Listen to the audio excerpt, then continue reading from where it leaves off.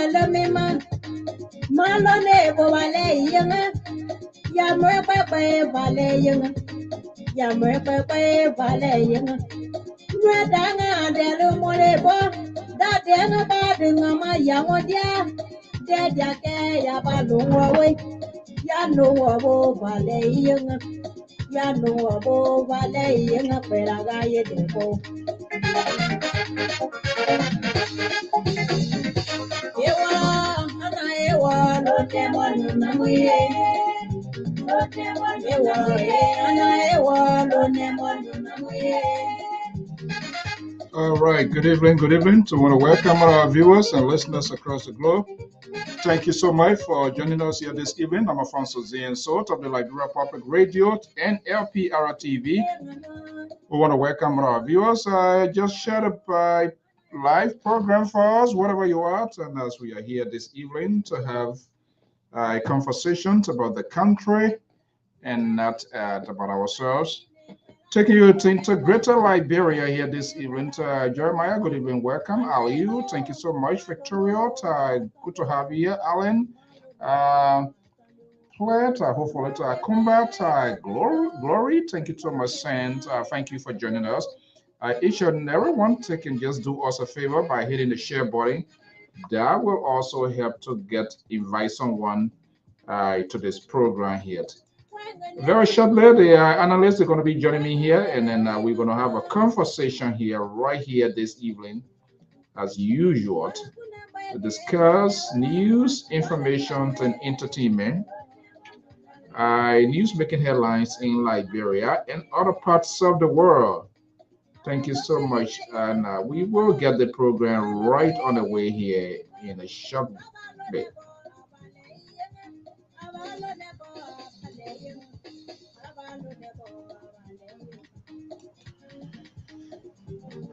Okay, let's.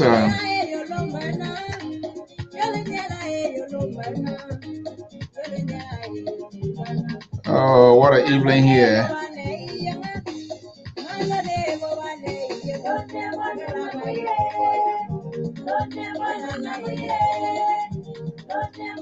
Clarence Davis, good to have you here. Thank you so much. And we say thank you to all of our viewers and listeners across the globe.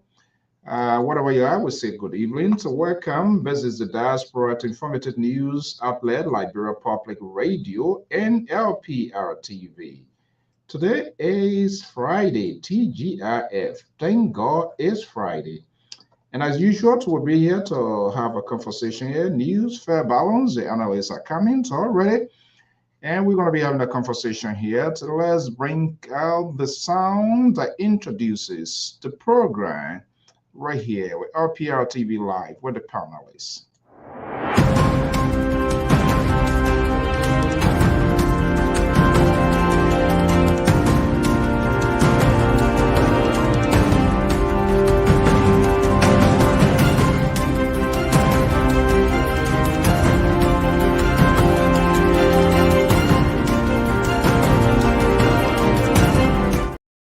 Good evening. Welcome to this program. I'm Alfonso Zienso, your host, your anchor and presenter in today's edition of LPR TV Live with the analysts right here from the New England Bureau, from the ocean state of Rhode Island. Good to have you here and hope everybody doing pretty good, fine. The weather, if this is the first time, we say you are wholeheartedly welcome on this network. If you have been here before, we say thank you for keeping the courage. Thank you for believing in us. And we also believe in you. Even if you don't believe in us, we believe in you by virtue of you being here. So this is something that we value. And again, for those of you, we are not here to tell you what you really want to hear. We know how divisive the politics of Liberia. It's not just only with the politicians; they are surrogates, they are supporters. So people go to outlet for a variety of reasons. Some are there with the sole purpose of Sissy, please don't. It's too soon to distract me. You guys. Everybody tend to move in the directions. I think really I need to have a new recruit on this network here now. Because for everybody that come, the liberal have been successful to corrupt everybody's mind. So they keep this sort of distraction going. Okay, so we're going to be having an open mic conversation, but there are a few things that are also in mind. We're going to be looking at it. And of course, we always like to accommodate the views, opinions of our folks. Dennis, thank you so much. Call with me, Collie. I love that. Call with me, Collie. Thank you for being here. All right. Gabriel Anant Nimrant, thank you for being here. Beatrice Nati, hopefully I called that last name right. Good to have you here. So we say good evening. We say welcome to all of our viewers and listeners across the globe. I am Alfonso Zien, so what we do here, there are other people who helping us to keep the wheel of this industry spinning to be here at all times. Good or bad, this guy, Uncle Musa, Uncle Musa's store, Uncle Musa is based in Philadelphia. A Liberian business guide with the African store, anything you want from Uncle Musa. If you want porter, you can get it. Snuff, anything you want. And our understanding, they are more consignment for the holidays. So just tell Uncle Musa, yeah, let's welcome my own sister, Antoinette Gallo. Madam Gallo, thank you. Thank you for your commitment to this network. We really appreciate you. To Richard, thank you so much. To Teresa and all of you guys, thank you for always being here with us. Despite some of the tabata coming from out of the labor and it looks like he's carrying on massive recruit. So a recruitment now is based in Minnesota. He brought Cece Goyo, he brought D Flo, who else again from Minnesota? Terry, So it's only more or less Amos George. He's the only guy, but Amos George too. He's not reliable. You can't lean on him. He's gonna throw you in deep sea. So I am here to fight my own battle. Thank you so much, and let's have a conversation here this evening. A lot is unfolding. Mr. Kanto, good to have you here. Aliyu Samba, good to have you here. These are all strong supporters of Ambassador Jose Nyoma Boykai.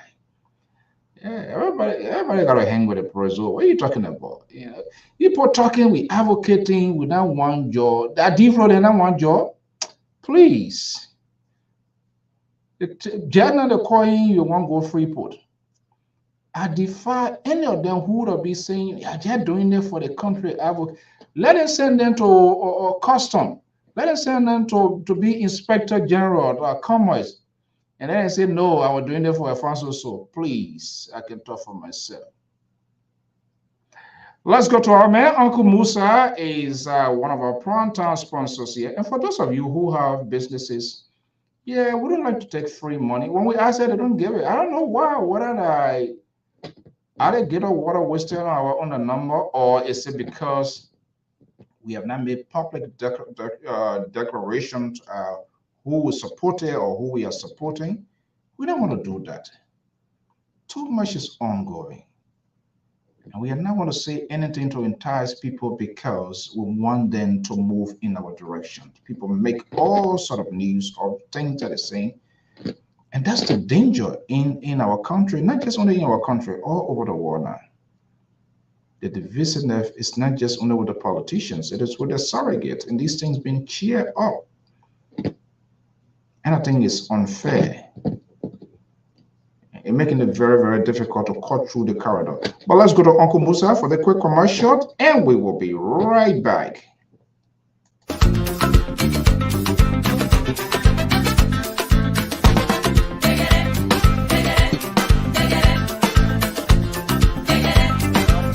Welcome to Uncle Musa Grocery, 6523 Woodland Avenue in Philadelphia, Pennsylvania. I'm a customer of Uncle Musa. I came here to get some things from grocery.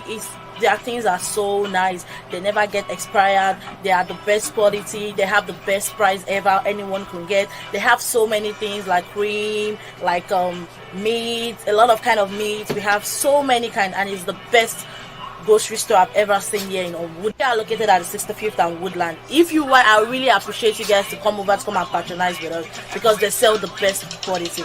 Uncle Musa's Groceries on Woodland Avenue, 6523 Woodland Avenue, Philadelphia, PA. Musa's store is composed of varieties of African food as well as Americans, but predominantly African food. You have dry fish, you have cassava, you have yams, you have plantains, bananas, and Musa even goes out of his way to pay people extra to cut the potato grains for customers to save them extra time. We have deeper, we have fufu, we have the refrigeration center, then we also have cosmetics. This is the place to come in Philadelphia. If you come to Philly, you don't reach the Uncle Musa's Groceries, you have not made your trip complete. Welcome, and we look forward to seeing you sponsoring our business. Thank you. This is Uncle. Okay, that's Uncle Musa store right there in Philadelphia, in the Habit Woodland. Go to Uncle Musa. Trust me, their new consignment just arrived from inside Liberia. If you want anything you want, you need that Liberia appetite. The toboki, the tobosoye, the soda, the walla, everything you think about. You got frog and all, dry frog. You want to eat frog. Trust me. Okay, guys, the analysts are here, and we're going to be having a conversation here this evening here. I seen this guy, Samson Tolibro here. He just all on his tabata. This is so annoying, but he has the backup Sissy Goyo from Minnesota, D Flow now John the wagon. Terry there is the chauffeur. And my guy who is with me in time, Mala, is on vacation. So, like, I'm fighting my own battle. But notwithstanding, I'm going to hold up to this guy. Let me bring them so they can see that I'm talking behind the end. I'm going to have here. Let's go to Minneapolis, Minnesota. Let's call himself Warrior. He is a senior analyst of the Liberia Public Radio, formerly with Tiawan Gonglo, but he lives now on which avenue? I was on Transitional Boulevard, but now on Sunshine Avenue Northeast.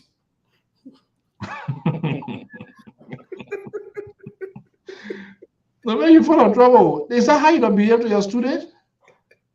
So are you sanctioned now before you move to Sanction Avenue? I won't be there. Welcoming people that come.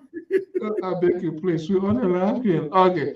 Let me go. Let me break in D Flow. I don't know which avenue he on. D Flow.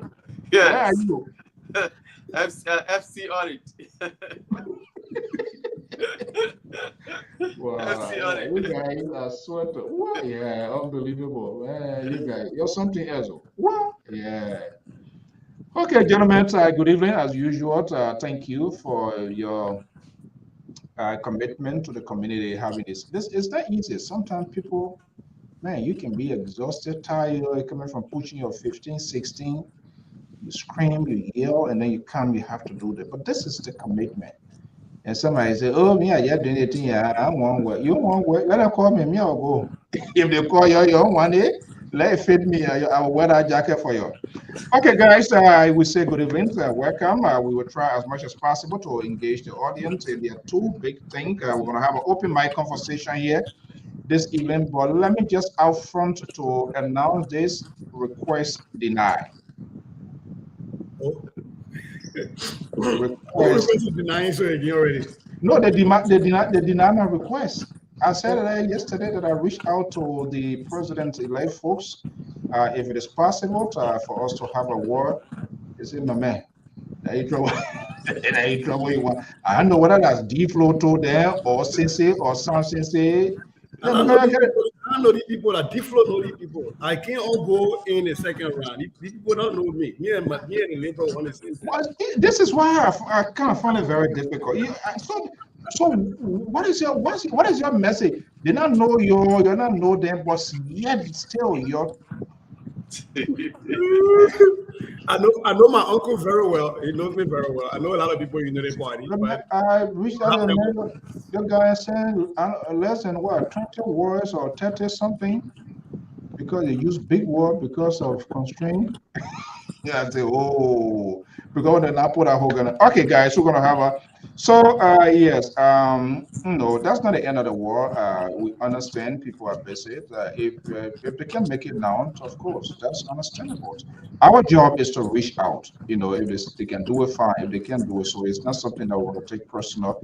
The only thing to regret here, like I said, day before yesterday, the appearance of the president-elect, it came at the wrong time when I had a major obligation to job related that there's no way that I can really treat around that schedule, which I was trying to get Mazola to be here, and because that's very, very much important, it's huge.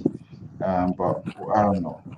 But I talked to them. I'm willing to leave my stuff with them. There's nothing anybody can operate it because it's important that we see. And why? Fatimata, to good to have you. Mr. Boyer, to good to have you. But anyway, so there are two things here. You see, your call say advocate, but your own advocacy is laying one side. and I'm going to expose you here tonight. The CDC people are going to get mad with me internet some kind of way. Yeah. You see, you're the advocate. You have been very selective in your advocacy. Okay. When our man, how you call your man Porcupine, right? When Porcupine then was sanctioned by Kugbe Junior and Serena Seafors, the RCC lawyer. The government came out that they want to launch an investigation, right? And that's what the government said. Whether it was launched and it was concluded, that's a different thing. But at the end of the day, somehow they were let go. Some say they voluntarily to resign. How come this time around, the President of the Republic of Liberia, Jefferson Tamakoji, the Minister of Planning, Finance, Planning, and Economic Affairs, 3 or 2 in 1, Samuel Tuwe. Who's the next person again? Wow. Man, that's the first branch of government was badly hit. But Violet, I don't know, maybe I could be wrong. I have not heard any official statement with respect to the government of Liberia. And this is important, and I want us to talk it because the sanctions of Samuel Tuwe. Now, what happens if there's the government is still sitting, the government is still there operating, conducting the day-to-day affairs of the country. But with his present conditions, if I'm wrong, you can't do business with anything that has to do with like American dollar. They can't. So I don't understand why we are not hearing anything, why these people, the government is not calling for the same investigations they did to the other folks. So I've seen some sort of selective method here being deployed. That's my own Tabata. I'm going to start with here tonight. But let's go to you guys here. And of course, the big news tomorrow is the president-elect of the Republic of Liberia, Ambassador Joseph Newman Boyka. I'm wondering, I've been talking to a lot of experts on the other side. Some do not see this as to face the media because he's not the president yet. You still have the sitting president. There is a danger in that as well because when you expose yourself to media, there's no statute of limitation and to start to ask questions. And I kind of been to wandering around it. However, Liberian people can go and see him, but when he kind of like bring people together, that's a different thing. I really I try to tweet around my schedule, but it just can't permit me. I don't know who are going to be there. What are foreign media? Of course, I wouldn't be surprised when local media be there. And trust me, these people that know the history of your own country more than yourself. And they always in the tendency of putting people into an embarrassing. They don't care. People can look at your president as any kind of question. So, Ceci, you've been in this here, Deflos. Let's, in the interest of for the good of our country here, let's put aside. He's already president. He will be inaugurated in a couple of days here. But let's just let's look at the bigger picture, the holistic approach to this whole thing here. Do you think it was really necessary for the president-elect to have this sort of I appear will be a big engagement? We're hearing they're going to be moving to other. Is it necessary? Even though people out there want to be saying something, but for he to have like a conference, so will he be able to answer all of the questions in its totality if those questions comes about? You want me to go? Yeah. Okay. Well, I think though, if I were advising JND and the team, I think they have to. I keep saying this on this network. There is only one president of the Republic of Liberia. There is one commander-in-chief of the armed forces of Liberia, and the head of the executive branch, and that's George Minor Weah. The president-elect has to be very careful not to overplay and make it look like they have dual presidency, but you also cannot underplay where it looks like he's acting in a Chuck Norris movie missing in action, right? So it's a delicate balance. And this is where I'm hoping. You see, the mistake that happened with the CDC government is that citizens will complain and complain and complain and complain, and George Minor, whatever advice he got, he will refuse to speak to the nation, and he will let it fester and fester and fester, and there's no engagement. And towards the end, they do like a recorded message and put it up, right? And so I think the CDC folks are the Unity Party folks are mindful of that. And that is the reason all of these questions, sometimes they just buffoonery, but people say, oh, where's JND? One hospital to the next. He this way, he died. They changed his battery. The battery can't charge. They got to go to China for a solar cell, whatever the thing they say, right? And I think the Unity Party is being careful so that you don't overexpose the vice president, the president-elect, because there's so many things he doesn't have control over. And there's so many things he doesn't want to answer because he doesn't want to bias the system. For example, if you ask the president-elect right now, where does he stand on the sanctioned officials? Anything he says, if he says anything beyond, we're going to let the law take its course, anything beyond that will look like he's biasing the system. Remember when President Weah spoke about when the LACC came out and indicted the Minister of Agriculture? And he spoke about that, and that kind of like clipped the wings of that institution. And to date, the Ministry of Justice has not filed any charges because the president intervened, and it was an inappropriate intervention. And so I think the Unity Party is being mindful of that there will be some questions that come up, and those questions will be meant to see if the president-elect understands his boundaries. And so there has to be a lot of prepping going on. Joseph Boakai has not been president before in his lifetime. And so there are so many things that he doesn't know. And so I think if I were within the Unity Party, this is exactly what I would be doing, is we'll be keeping him away from the media as much as we can, but not way too long. And exposing him once in a while to answer some questions. But there are many things we need to know, like what guides you? What is the biggest picture here? The biggest picture here is that there is only one president right now in the Republic of Liberia, and that president is George Minor. So if you ask me about legality, about the law, about justice for sanctioned officials, or for, say, the lady that got disgraced in real life market and was brutalized. If you ask those questions, we say we're calling on the government to have an investigation, because there's no one government. Unity Party cannot have an investigation right now. So for me, in the long of the short is, if I were advising the president-elect, this is exactly would be my game plan. This will be the exact playbook I will use. Now, on the issue of equity towards people that got sanctioned, when the porcupine got domesticated and put in the zoo, George Weah took actions, and when his own junior boy, the elephant, was also domesticated, he took actions. Why no action right now? I want to be fair to CDC government, though. They're in a lame duck state. Even in America here, when you're in a lame duck section where you're just waiting for 1 or 2 months before transition, it's really difficult for a lot of critical actions to be taken. So I can see why maybe they have not suspended. Let me hold you there. Interruption is not good for Terry. Welcome. Yeah, this is the same lame duck section we saw. I think Assistant Minister of Commerce was also dismissed recently. Well, so it says on the lame duck is different from that of these guys. So it says sort of are other people exempted from facing the reality? No, but you do understand that, and I want to be fair. Not everybody holds the same amount of power in a government. And if I were CDC, if I were George Minor, absolutely, again, what he's doing will be what I would do. We will sit, we will watch, and just wait for this month to be over with. Because what does the CDC, what does George Minor and his legacy stand to gain by dismissing Tamakoji right now? But Tamakoji holds a lot of popularity among the youth in the CDC. That would be looked as he kind of like just cutting the leg out of his party.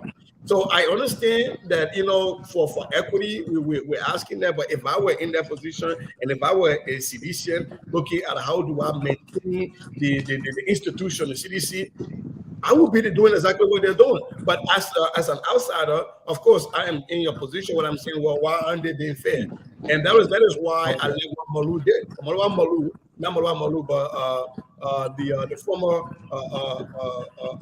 auditor. Let me bring in the town chief from Total, okay? Yep.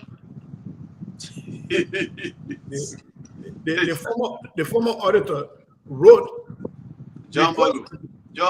That Samuel Tuer be removed from the joint transitional team, and I think that would be a good decision to be made, that he be removed from that team. And you're right. Right now, a lot of business people, a lot of investors will be holding on to their money. But even if Samuel Tuer had not been indicted or sanctioned, rather, I don't even think people will be making investment right now. They will want to wait. Exactly. So that also, how many days more? The Liberal, Terry, good evening. Yeah, we still have a day. I know it's a lame dog section, but of course, government's still working. Government functionaries still going on.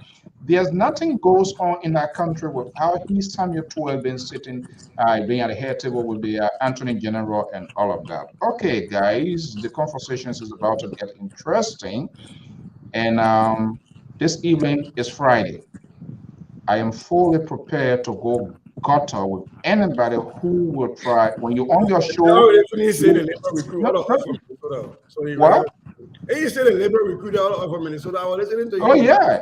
He recruited everybody after getting Minnesota politician from Transitional Boulevard now to Sanction Avenue, Deflo Nakan, go Grattery. Okay, guys, let's have it. So Deflo, let me just Liberal, good evening, welcome.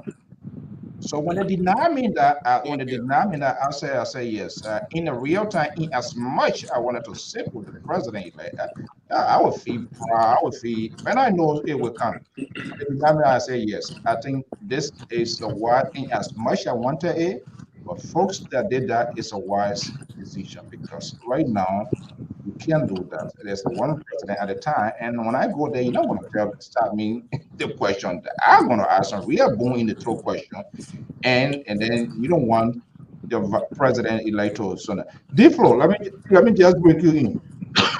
Do you think it's a real good? Do you think it's a strategy for the president elect to face the crowd at this time? Nice to see my brother from Zillow Town, Terry, the Liberal there too. Nice to see everyone again, and nice to our listener. Special one for Aliyu Samba, long time. We have not talked. Aliyu tried to get in touch with me. Let's touch base. I want to say this in my opening statement. What I say here is Deflo is not. I am not representing the president-elect, neither on the team to speak for the president. But what you hear from me is nothing but Deflo. I'll be speaking for myself as usual.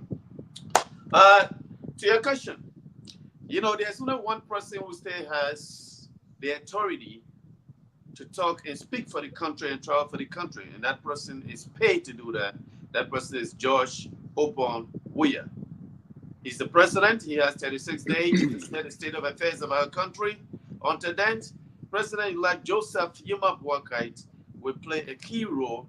In my position, I think he should play a key role when it comes to a lot of other things that people think that he should be doing.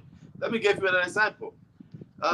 So you talk about press conference. I don't know whether His Excellency Joseph Yuma Boakai is going to be having a press conference tomorrow. I don't know about that.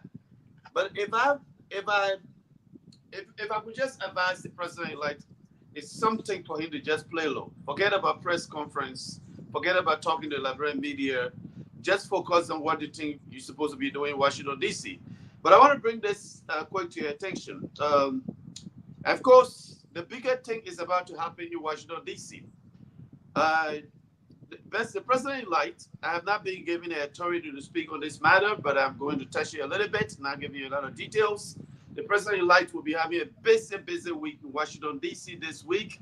Of course, that will take him to Washington, D.C., the Treasury Department, the UN mission to the UN, the MCC, IMF, Corporate Council on Africa, a whole lot of places the president-elect will be touching this week to tell the Liberian people that while I'm waiting to take them to be put in a position of authority to steer the affairs of the state, I'm working behind the scene. But that's all I can speak to you for now. And then you talk about Sanction FC. I'm one of the members of the Play on the Sanction FC. I'm one of those that want audit. I'm all about audit. I'm about audit. Audit is very vital. It's important. It's essential. It's everything that you can speak up in bringing this country back to where it came from. This country, the people have to be audited. We have to have these people. They have to pay. They have to tell us how they got rich overnight. I would like to know. I really want to know how Percy Yakem. I want to know how Samara would have got it. I would like to know how Zambia and the rest of them, where did they get the money from? Because I would like to go there. If money is somewhere that you can go pick, right? You can just go on the streets and then pick it up. I would like for them to show me that avenue so I can go and pick mine and, of course, and get rich overnight. But, of course, I'm not a corrupt person. I hate corruption. I will leave it like that for now. Okay. We're going to keep it succinct so that we can have enough time and hopefully to accommodate our audience as usual. This is not a laborer who is selective in picking phone calls and making intimidating callers and all of that. That's not who I am. That's not what I'm going to do. So, yeah, I know Terry is feeling uncomfortable now because I'm talking to a patron. Terry, let me just bring you in here. Yeah, this guy. So me and the labor don't talk. Don't talk to me. I'm telling you. We don't talk behind the scene unless we meet on live here. Oh, yeah, why you gonna set stuff behind the scene? Well, you gotta have it. We gotta have it of sending me secret text message. I can't wait to do it on myself. Somebody shared I the WhatsApp tried to message send you a with Facebook me. request, Terry, but I couldn't find you on Facebook. Do you have a different account? Yeah, I'm missing in action. Oh, okay. Labor call me uncover sedition. The Libra and I'm still thinking about it. I don't know. Maybe I may switch to CDC. I don't know because labor call me uncover sedition. I told you don't listen. This guy. So we're saying the people messages. The two of them, the WhatsApp messages got leaked. Henry Costa leaked it, so I will share them with you. But I me and Libra? Yeah. Libra still my party, you know, I get it back any kind of way, I will still get it back. He made a position clear. He said he's unbalanced, he's unstable. So anything you expect, anything out of level. But Terry, fair to mention here, the organizers, they are friends of GMB, the New England chapter.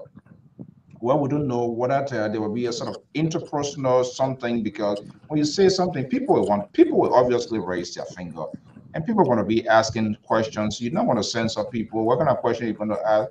You don't know who even going to ask the questions, and so there's a danger in all of that here.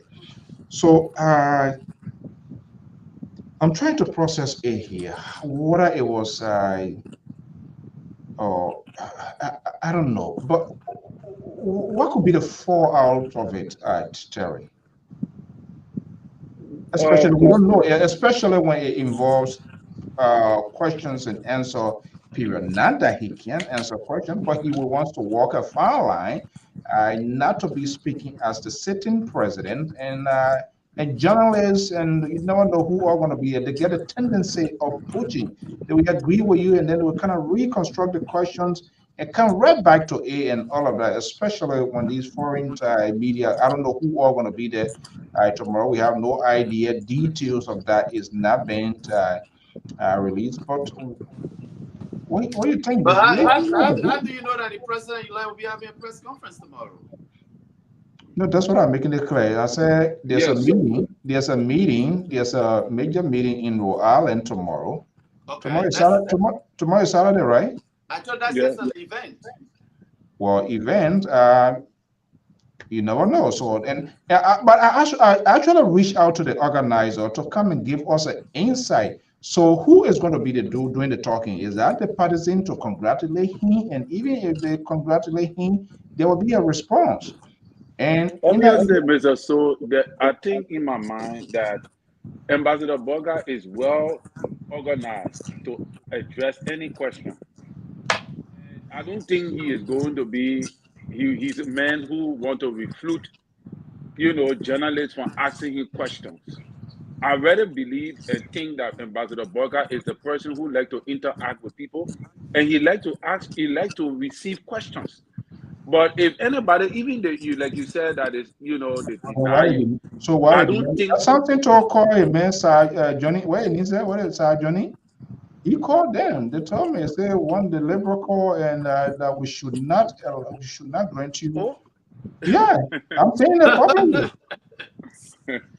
But to be honest with you, I don't think, because I think if they deny you, it must not come from that paper.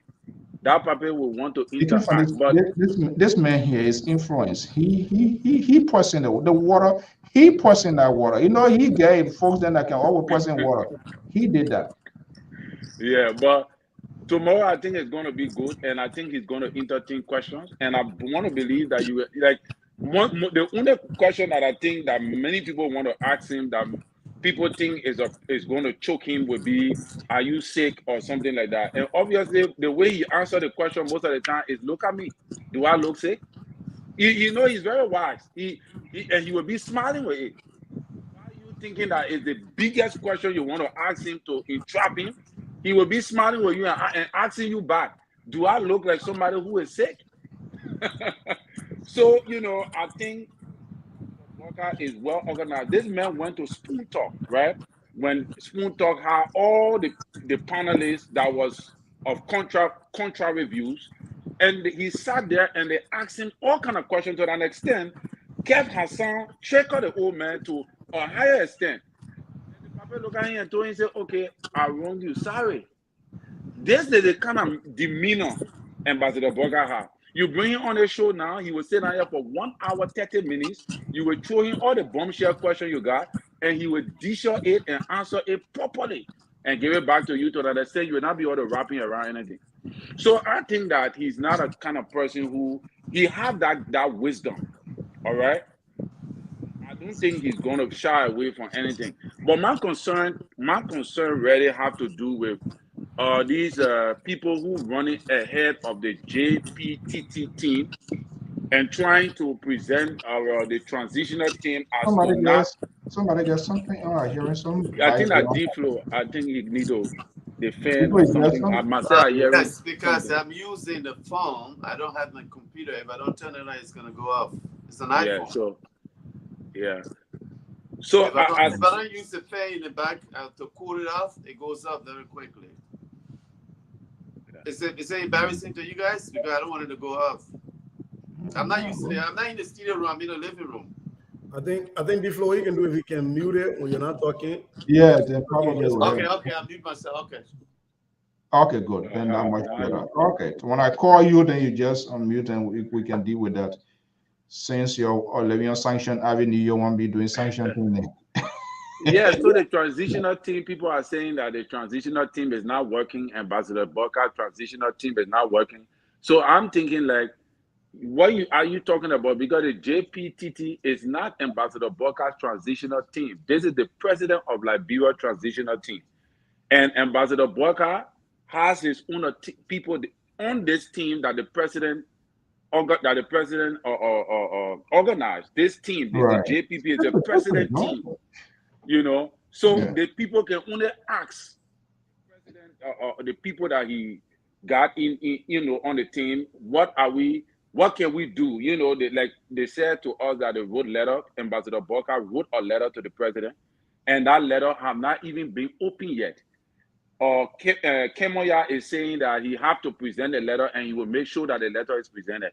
The people also gave a letter to under the court or some kind of letter of cluster or something like that. They gave that letter to the transitional team of President Weah, and that letter will inform them the transitional team of President Weah, which are being selected, are willing to open up the government for them to see what they already have.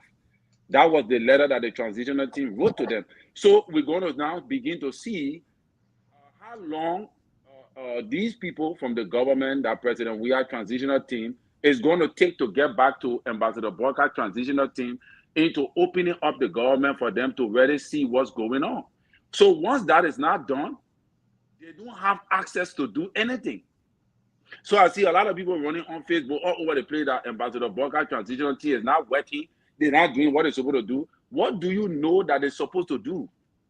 You know, what do you really know about the transitional team and the process? You don't know anything. Then you jump in all over the place. So yeah, I think that is not fair enough to the Ambassador Boyka transitional team that are part of the JPTT. You know, I don't think it's fair enough. The war is not fair. So you guys, you just have to deal with this thing. These sort of distractions will always be there. Don't put yourself in the shoe of the liberal who is kind of the liberal. Let me just bring you in here. Let me tap into your expectations in terms of um, what's going to be happening here tomorrow, and how is it been viewed? Have you talked to anybody here? Rhode Island, that's your old area here. You know what happens. Some good things, some bad things happen here. I'm not going to say them here now. I want to be nice. I don't want to say those bad things, because if I want to say things, I want to say the bad ones. So if you give me the go ahead, I will do it. But I don't think you even want to go there. But on a serious note here, what are you watching out for? What are you looking up? Whether it's a conference, whether it's an interpersonal meeting with the citizens, Liberians, ordinary people, what are you looking up for tomorrow? Thank you, Mr. So. Good evening, D-Flow, Cece, and Terry. Good evening to all of you. It'll be a wonderful show here as far as I'm concerned. Look, Mr. So, as somebody said the last time, Ambassador Bakai is a grown-up. The reason why George Weah and the people were defeated, according to the president, because they were juveniles that was given political power, and they refused to grow up. For 6 years, they stuck into their campaign mode. They never got out of that. As a result of that, a lot of things went out that they were not paying attention to. And in fact, Samuel told us in his letter, he said, we were not paying attention when people were going to Washington, D.C., saying all kind of bad things about us, but we didn't pay it because they were juvenile. Why he said those things? I don't get it. Mr. So, I just told you, you give power to juveniles. According to this person, you give power to juveniles. This is what you get. Why would Samuel come out and make these kinds of ridiculous things? But that's besides the point. What I believe most likely going to happen tomorrow with Ambassador Bakai, he's just going to be himself. First of all, I believe he's going to express his gratefulness to the Liberian community overall. As far as getting involved into Liberian politics, I don't think he's going to touch that. Mr. So, there's a news that going around on print media that says Ambassador Bakai is already asking this sitting government that he want a modest inaugural program. You don't want no program to be held in Anthony, what's the name? Samuel Kedo, nobody can enter. You bring all the sovereignty all over the world, he said you don't want that. Most likely, if you take it to Ambassador Bakai, you say you're not taking it to the village and let's do our ceremony. We'll come back tomorrow and run the government. We won't got money. This is how smart man is. He's not one of those young people who think he's gonna run with this thing here. So I think tomorrow program is gonna be unique. If Ambassador Bakai wants to really talk, he's gonna re-emphasize about unity, about working together to rebuild our country. And that team has always been, in fact, you yourself told us that the people in Rhode Island say, if you're coming with a green beret, there's no place here for you. So it's based on the fact that Ambassador Bakai most likely have a conversation with these people. I don't want no nyama thing all around here. We're coming in as Liberia, and that's it. Mr. So, please, let's talk about what are some of the policy expectations. Get off this nyama thing here. What the mayor will say, what the mayor will not say. Leave it alone. In fact, that's not your business.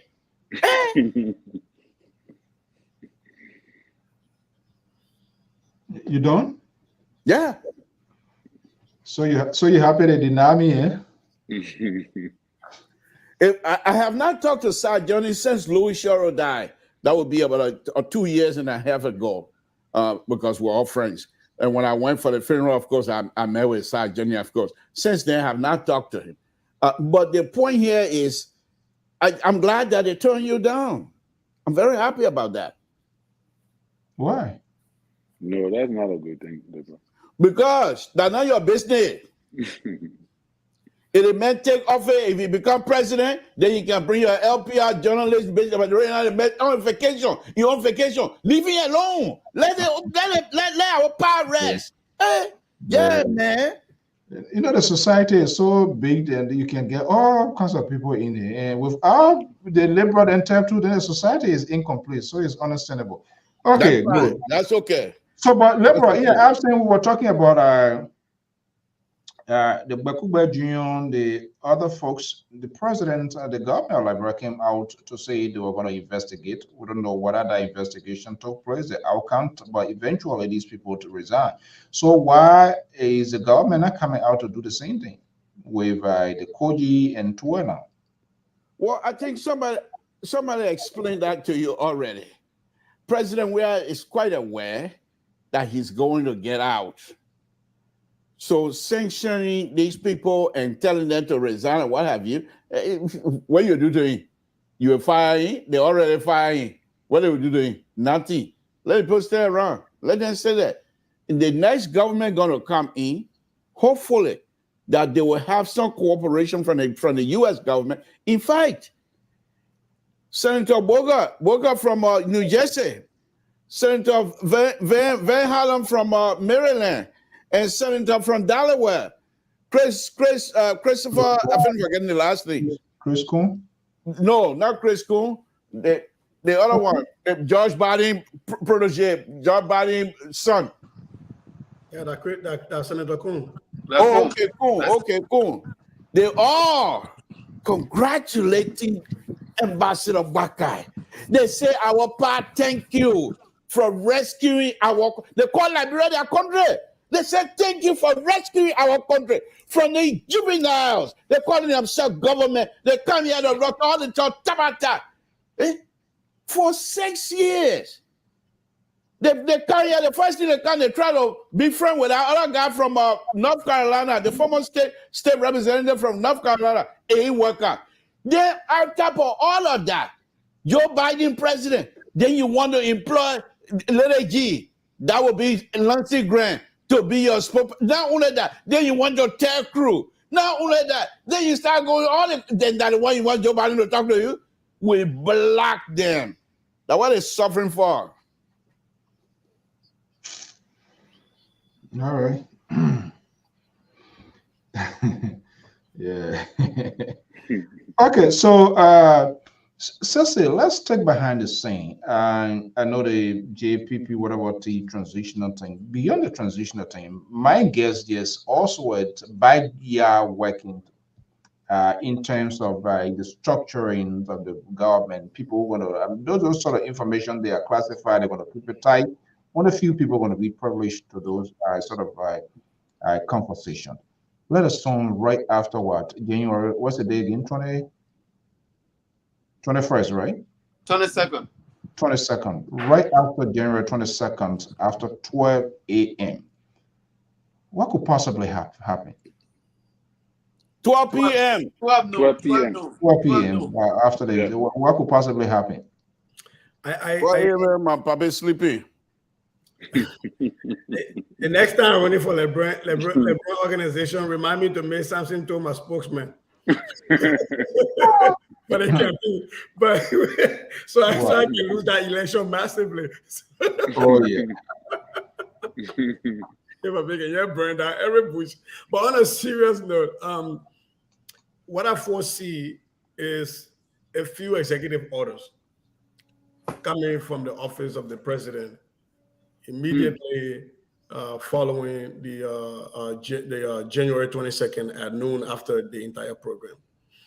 And I think there's going to be, because they're going to have to be executive orders to put in place certain things that you don't have the time right now to go to a legislature to enact. So there's going to be quite a few executive orders, and I think quite a few of them will have to deal with asset forfeiture and the same thing, George, we are trying to do with Serena Cephas and the astute and the most eloquent and smartest lawyer, Dr. Tamar Johnson, Arthur Tamar Johnson. So you get all the degree. When they try to do that asset forfeiture, where they were supposed to be collecting all of the government properties, and somehow they fell apart and they didn't collect them. I can see that coming back, but with renewed vigor, with trying to collect government assets and properties that have not been turned over. And then, so I do foresee a lot of executive action, executive orders coming through to try to get some work done in the immediate time.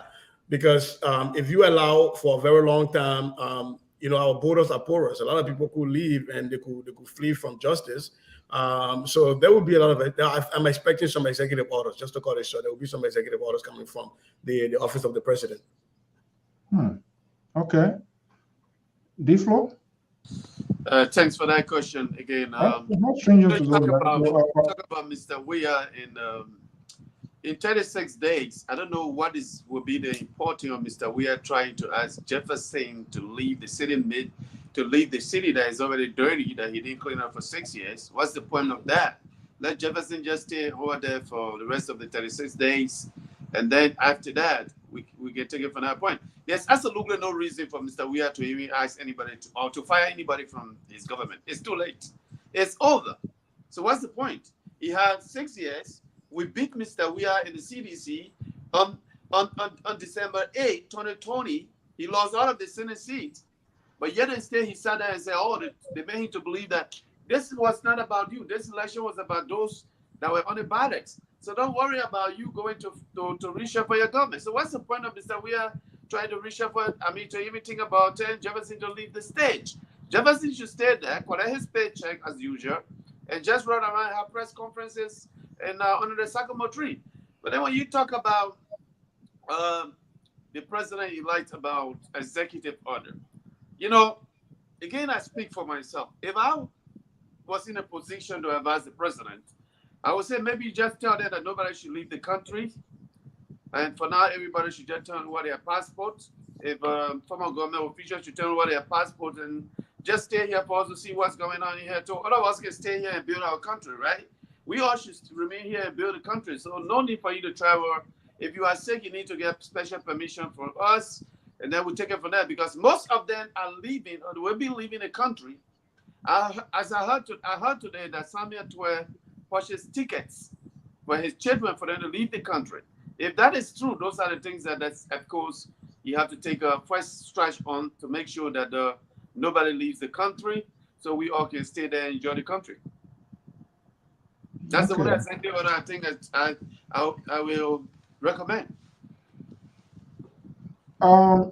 Talking about that, accountability and transparency and putting some regulations in place with the executive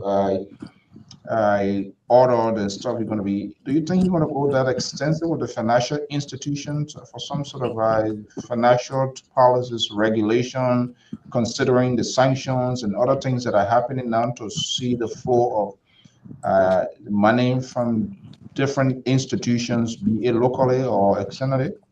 I absolutely believe that he will hit that on the head right off on day one or the first week or 2 weeks, maybe the first month, to make sure that those things that those guys did as the liberal to continue to take my word, the juvenile group of boys that came to power to run the state, they did not graduate from being an opposition to a ruling establishment, for them for us to know what they did to the country, because that's a whole lot of guys did to Liberia. And some of us know some of those things. They did a whole lot to the country.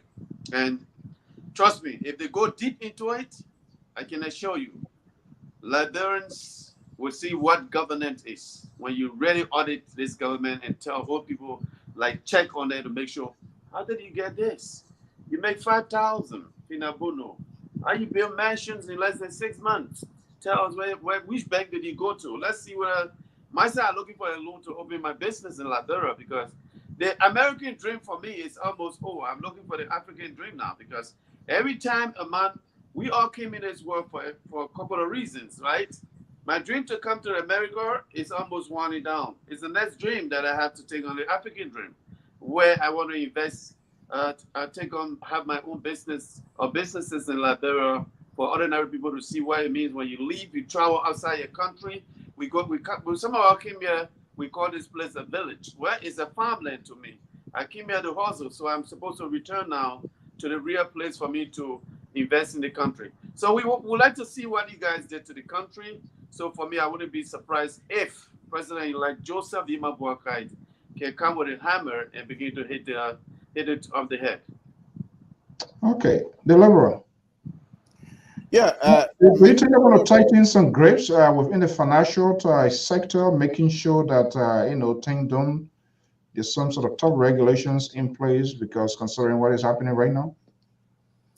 Well, I'm not too sure if this government. There's nothing. This is how do you call it? Laying dog government. What exactly can it do? Nothing. But I want to go a little bit on the other side. I think he's Liberal. I think he's talking about President-elect when he takes power. I'm talking about the president. I'm talking about Ambassador Boyka when he is seated as the president. Well, again, I hope that he will be guided by sets of committees, Liberians looking into these things. I think if he comes out and make decisions strictly based on what he have in mind as an individual, then I think we're going to have a problem. But if he set up the committee, different sets of committee to look at this thing, recommend, and that's what the advisors are supposed to do anyway. So I think they will look into that. But I want to go on the other side of this sanction issue. We've been talking about auditing and everything, which is a perfect thing. But those who are being targeted by these sanctions and what have you, whatever little money they had, if this incoming government really want to make their life miserable, they can go to court, start an investigation. And these people are going to have to hire lawyers, and they will pay lawyers. And if the government really want to squeeze it, because the fact they have lawyers, they can drag their case on, and the lawyer will be expecting to get paid all the time. How long can they keep it up? You're not going to go hire Samson to as a lawyer. If you don't have a lawyer, the state can provide you a lawyer. The state is but they like Samuel Twe and McGill, they will not want a state lawyer. They want to have their own lawyer. But they will also have to prove that they can't afford a lawyer. They have to file financial clearance that they can't afford, and they have money. Exactly. And which they're going to be turned down anyway. So so I'm saying they have to be very careful. This is no longer in the hand of the American. The American can supply the information. But if this government really want to be a pain, and you know what? They can be really, really in a big mess. And yes, there's another interesting thing here. Also in the news today, the sitting government, government LACC is reporting that majority of the government officials that are leaving are now declaring assets. So those type of things, it's not good. Alfonso, Mr. So, sorry about that. Mr. So, we better tighten our belt. We in this, as Citizen corrected stated here the last time, citizen journalism, we will truly enjoy ourselves because the fun is yet to come. Terry. Yes, sir. Are you expecting that same fund in line with the Liberal? Well, no, I'm not expecting that fund. I think these guys they have too much money, and trying to carry them through a court proceeding that is not upgraded will create a problem in the country. Because you must also understand that CDC is divided. I mean, that CDC have a huge political base.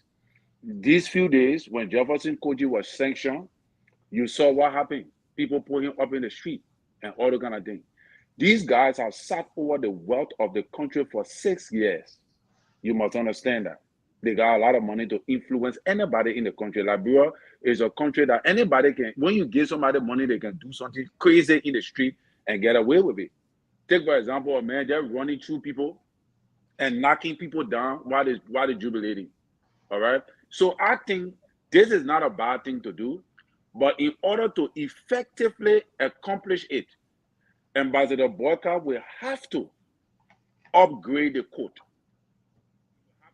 I don't know if we have. When you say upgrade, what do you mean? International support. Judges, you need to invoke international support. You need to invoke international support. You need to beef up security. Are they concerned because most of these judges, they are all appointees. Like we all were here when they are issued, they are Trump Supreme Court nominee appointees and this and that. So, because at the end of the day, whether it comes from the lower court, the final arbiter will be the Supreme Court.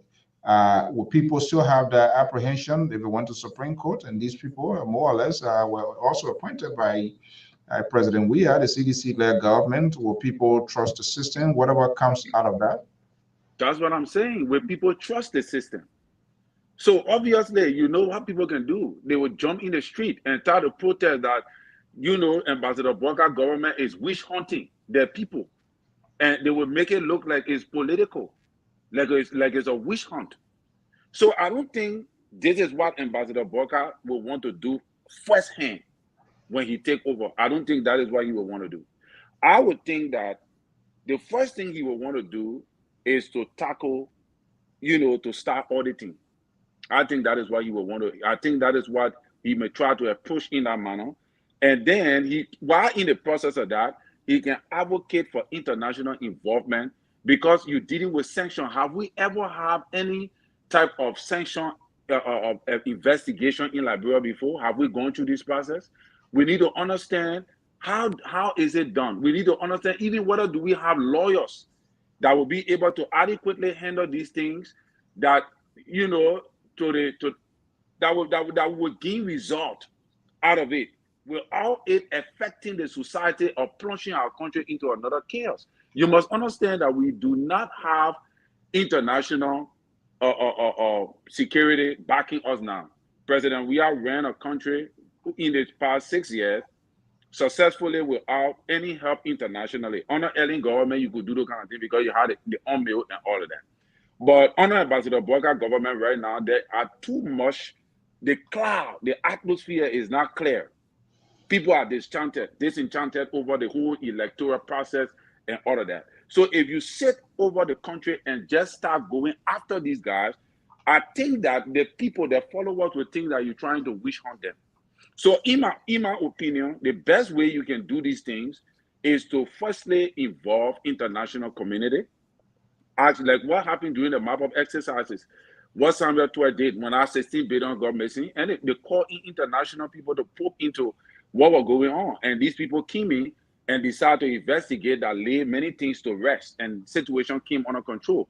So Liberians, they respect international people. Once we start seeing international community coming in, there will be a little bit calm. And we start seeing international lawyers, people coming to beef up our own lawyer, giving us idea as to how to proceed. I think that will help us greatly. But to just say, okay, let's start doing this thing on our own and we can further all of that, those buggers have the potential to put over maybe 5,000 people in the street. And what are you going to do? You're going to use hot water on them? You're going to flash hot water on them like what CDC government did? So I think Ambassador Boyka need to engage his 100 days very carefully. And his 100 days should be engaged on the foundation of things that he said he was going to do, than to get distracted. I also believe that he need to go on the offenses. And the best way you can go on the offenses with this government is to engage into auditing and all of that, to put the opposition on the weaker side. You got to go against them, just engage rules, start to do things that you said you would do in your 100 days, and engage it effectively, opening the country up, creating some level of playing field and bringing calm, so that the people can feel that, oh yeah, the ambassador, the president-elect is ready, trying to reconcile the country. Then you can go after what you want to go after when people's minds are a bit calm. But right now there is too much tension. So, Sissy, this thing here is not easy as an ordinary person thinks it is or it should be, because yesterday, now the United Party was in the opposition and all of that. Now they want to be in the governing stage. They gotta be careful. Uh, Whatever happens, it falls on them. Uh, People, oh, it's just starting so soon. So it's a volatile one. How would they go about to approach these things? Because you have the perceptions of the people out there to who with this high expectation. I don't care. You bring and start taking people blood pressure. We want you to calm down. Some people who will just naturally it will still be going up because they need immediate result. And this is where the government has to walk a fine line. You have the other folks on the other side now, from governing to opposition. We want to do anything possible to get under the scheme because people always like to. I don't care what kind of government. People always like to demonize government, and you don't want us to be so early to get out there within the public domain. To say, oh, this is how the people want to be. So how are these things? How would they go about to handle all of these things?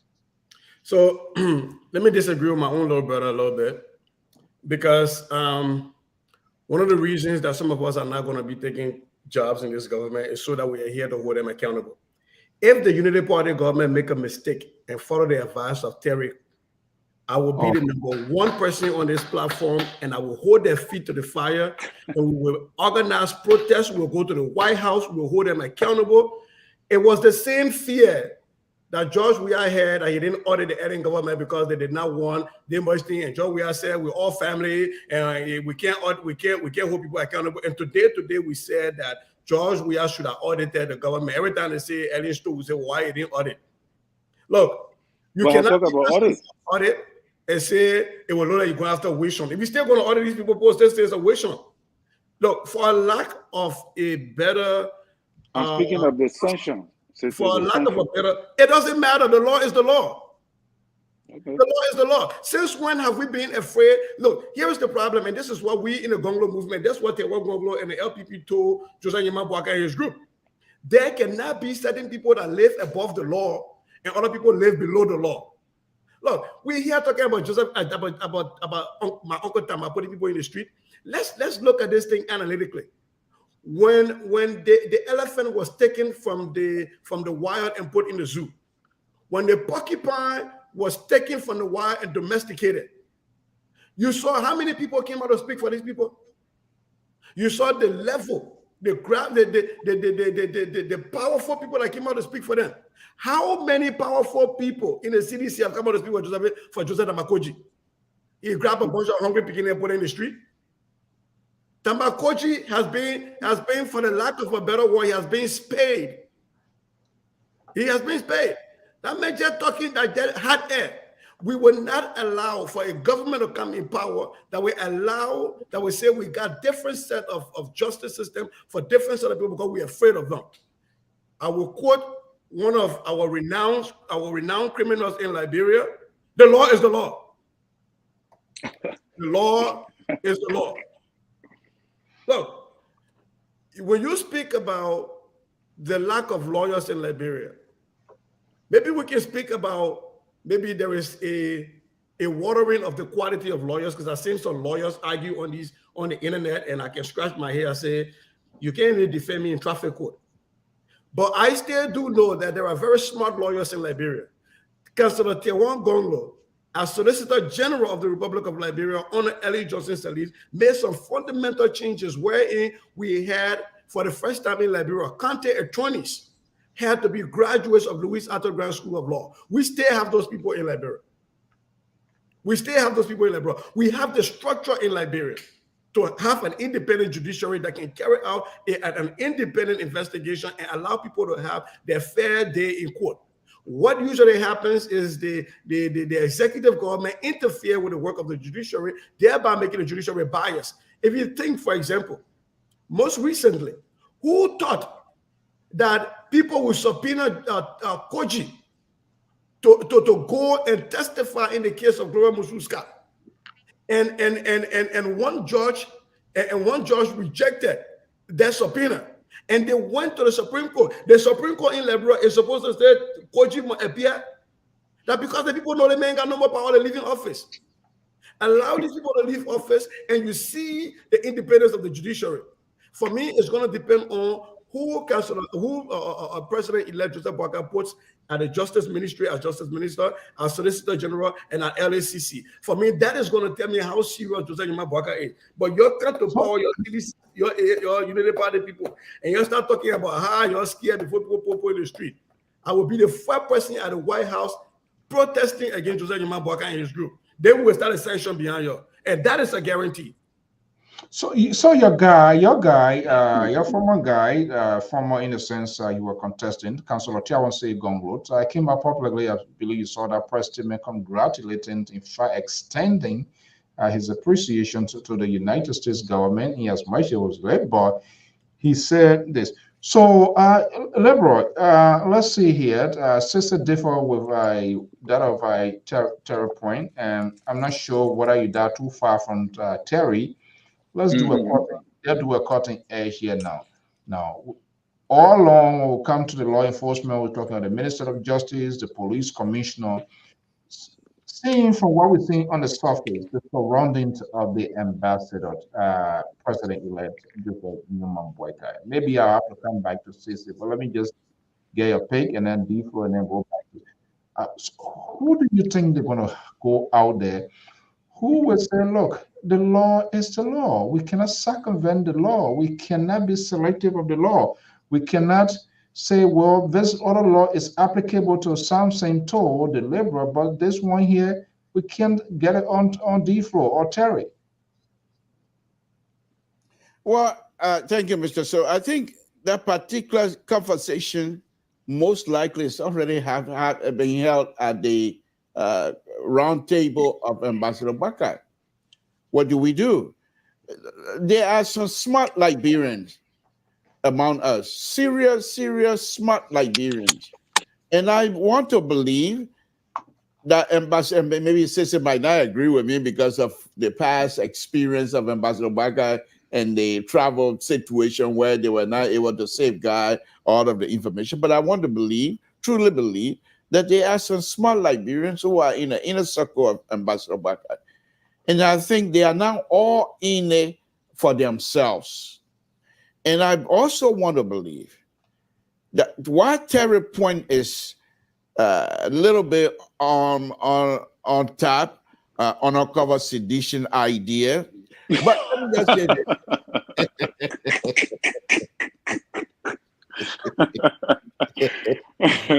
No, the very is way above. But that's that. On a cover title, move from me now. Terry one eye.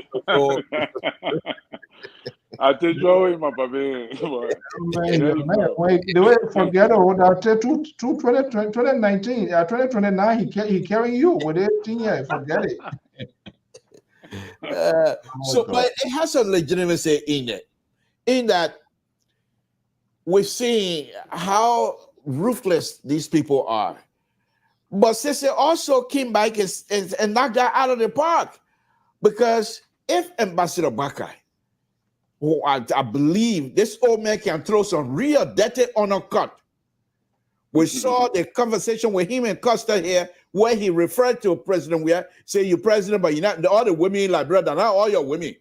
That's a deadly undercut.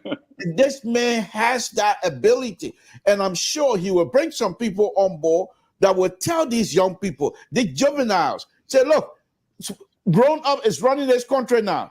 Why I am your president, I will not allow you to try to dictate to me how this process is supposed to be.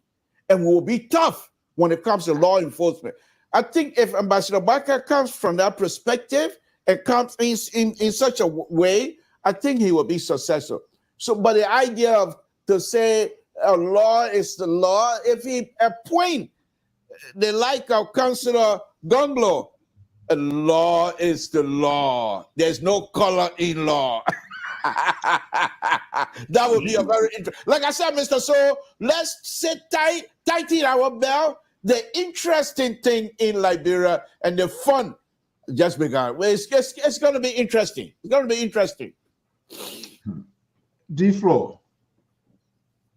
I agree with almost the three gentlemen. I agree with Sazy and Tove, but a little bit not on the side of my brother Terry Collins there, because you know, when you go to campaign, you promise people to do certain things, and these things, especially when it comes to audit, is deterrence.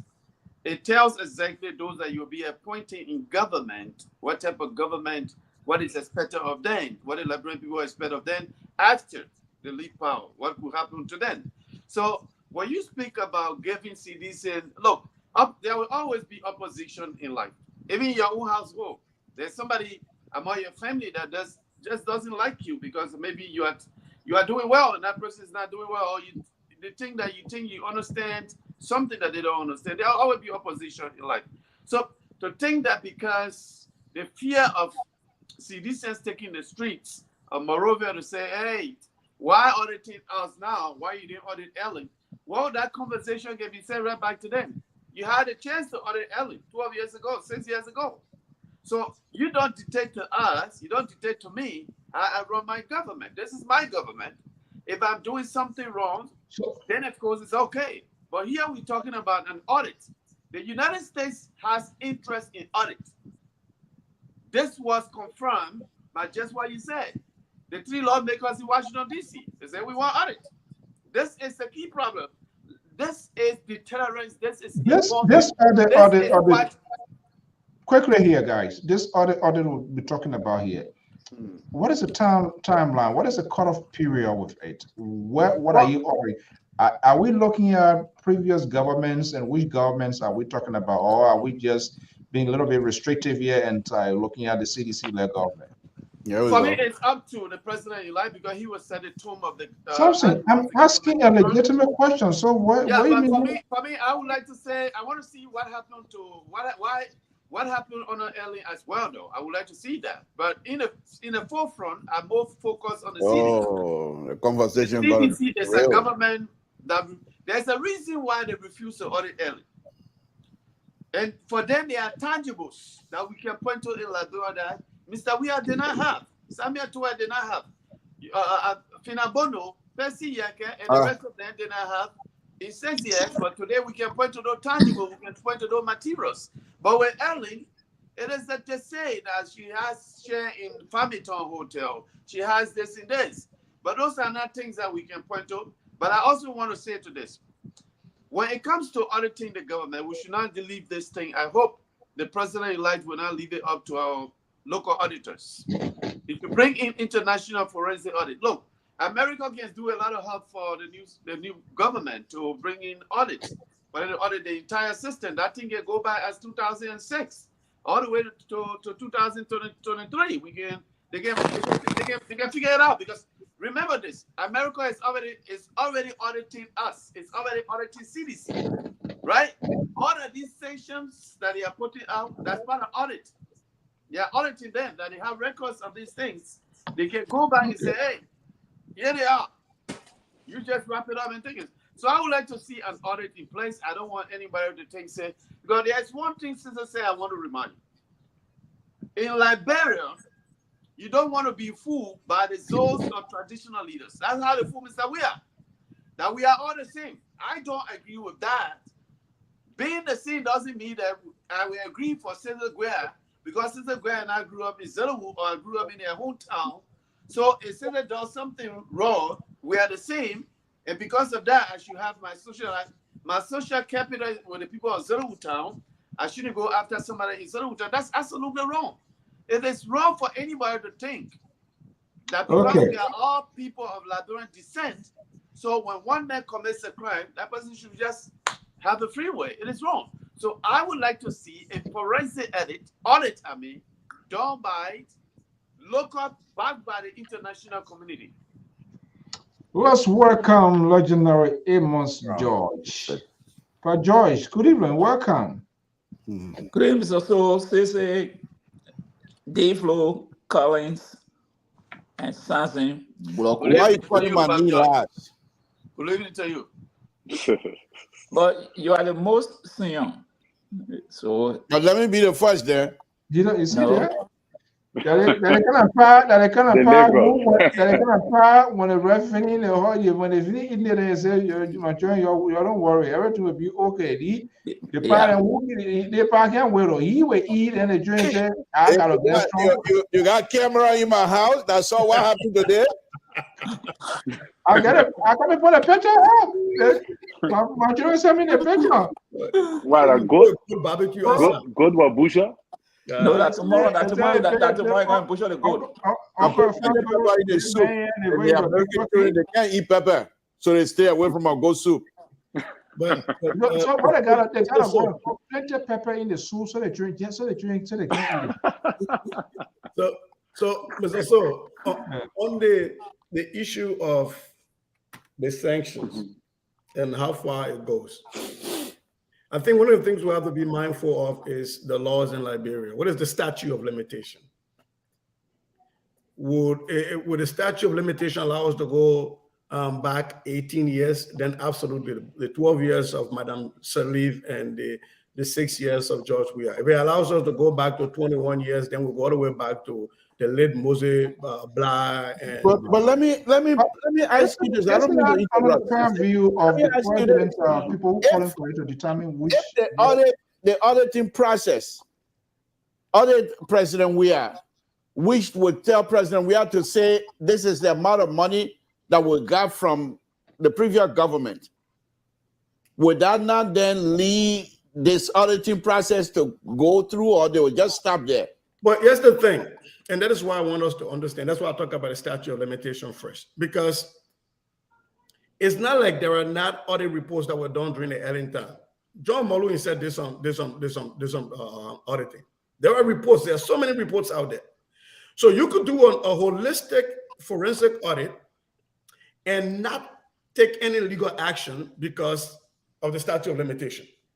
If there are laws on the book that say you can't be charged for theft of property from the state after a crime has been committed 6 years later, then you're not going to go back 12 years ago and charge somebody. But you can still release a report and say, here are where we saw gaps, here where we saw misuse of public funds, but you can't charge them because of the statute of limitations. So we got to be mindful of the law, right? But for me, though, we keep talking about audit as if it's something that we're going to start from day one. When this government take over, there are a few things they already have. The LSCC has conducted a lot of investigation. There are completed investigations that were forwarded to the Justice Ministry that have not been prosecuted. There are ongoing investigations that they will take over and try to complete and initiate investigation based on all of the information we get from the American government. Because D-Flow is right, that the U.S. government, that's what I keep saying, the U.S. government is forcing the hand of the Joseph Juma Boakai administration in the way they want them to go as far as financial transparency and accountability. So these information are going to be there. So you just got to get them and begin the investigation. At the Justice Ministry, there are investigations that are ongoing that were started and some that needs to be started. So this is not something that people are going to just pick and go and say, oh, let's start from scratch. Samuel Tua Council and tell how the money went. You have the core report, right? You have the report from the LSCC that indicted the Minister of Agriculture. Those reports are still there. So it's not like the government is blowing everything and moving away. We're coming to just start from scratch. These information are there. What I would want, what if I get my way, and which I don't think I'm going to get my way, is there has to be a holistic accounting for the stewardship of our resources for the last 18 years. And then we have to charge people based on the law. If the statute of limitations prevent us from charging, if the statute of limitation prevent us from charging some people, then we're not charging those people because we'll be violating their constitutional rights, but we're letting the Liberian people know that here are the things that happen, but we can't do anything. And those people that need to be charged, we charge them and we allow them their day in court. What I will not stand for is what the CDC government has done to McGill, and they have done to Serena Cephas, and they have done to Bekuba Jr. Is these people were asked they were relieved of their position, and the president said that there will be an investigation. And these people begged for a day in court to clear their names. We should not have something hanging over Liberian citizens' head and not give them the chance to go to court and clear their names. But Cecil, let me comment. It was good that hold on one second. Hold on. Let me hold on 1 second. Let's the new folks come in. Let's inside them. I don't want to be like a liberator. He's good at packing. But just hold your thoughts. Amos George is here. But George, good evening, welcome. Cotto, good evening, welcome. Yes, sir. How you doing? Yeah. Okay. Yeah, I'm not a person who's gonna be in favor of you not even clear your decks and you just try bringing cases. So I think that there are going to be a comprehensive revisions of some of those old things, because these are very things that people frown on for the reason they voted the way they voted. So these sort of so-called cold cases, which are not really cold, they could have been solved, but people decide to play some games. And of course, they are feeling the weight now. Hopefully, they're going to be looking at it. Emma Joy, good evening. Welcome. Yes, sir. Okay, so here we are. Cotto, how are you? Yeah, I'm fine. Good evening to all, and good evening to the people of Liberia. Good morning. Whatever time you guys are around, I want to say hi. Are you in Rhode Island? Unknown location. Unknown location, please. I was just like to talk that she in government this time. She since the election, since they won the election, when she speak, she can speak to everybody all over the world this time. But first, she just start fire already and just start plowing this time. Good evening to everybody in Bucketside. Good evening to people in Roji, in Kawe, and everywhere you watch it up. But now we are showing to those kids how they finish appointing her. She didn't tell you they finish appointing her. She said, but you probably want to live on Sanction Avenue. Yeah, just stay on Sanction Avenue. The Bible said it. There is time for everything. There was time for campaign, and there's a time for leadership. We have to serve as leaders now, not in a campaign mood. We are unifying people. We are here to show them how things should be done rightly, not to repeat what they did. So we are on a different side. We're going to show to them what leadership is. I don't want to be friend to the minister at all. I mean, I was saying I don't want to be friend to the minister. Okay. All right. I ain't even gotta be minister, but what I ain't gotta be minister, I ain't gotta be what the country need. If I have my own contribution, that will not stop me from giving, my contribution or my ideas or whatever advice I need to give. I will not hide behind that. We did it for the we are government. I can do it for the government that I put in power. It's just I didn't want to listen to some of the things we're saying. But Liberia is for all of us. It's not for a particular group of people. So in leadership is completely different from partisan. No, this is not partisan thing anymore. We are just on the issue of Liberian people. That's all we are here for. I'm not partisan thing right now. We're talking about partisan thing when we're running campaign. Now we're talking about the people, the Liberian people thing. That's what matters to us now. Okay, let's get a ball rolling. Amos George, let me come to you and then go back to Cotto. Let's hear what's on your plate this evening. There were a lot of things we're talking about here, but go into your own playbook. You don't have to go with me, go with the liberal and all of that, which of course you can't do that. So let's hear from you. No. Today I saw a press conference by LACC. They had a brief press conference. And it was a little bit shocking to me. LCC, they are never be having press conferences on George. We are wild this time they're having a press conference. But the guy said that they are not asking the American to assist them with more documents on the sanction about those who were sanctioned. And I was wondering about why the LCC not coming out to start asking why they didn't ask when Nathan Mangaden resigned at the time. Why not? Is it a show that he want to put out that and keep it there at a taking position where somebody to a job where they went mango and move, or where they got Moses something from there? And so that's one of the things I'm wondering now what's happening. But let me say, sister asking about the legal time limitation. The guy who Joe Wiamu had an interview. He said that there's 5 years limitation. So after 5 years, you cannot go back to investigate these people. And he was saying that he had been fighting to change that law because that's a criminal act if you have no limitation. But you see what the guy did in the Senate cleverly. These are the kind of corrupt people in that place. People who kill in the nation. They went and passed a law that after 5 years, you cannot investigate anybody. You cannot go after anybody for corruption. You see how wicked these people are?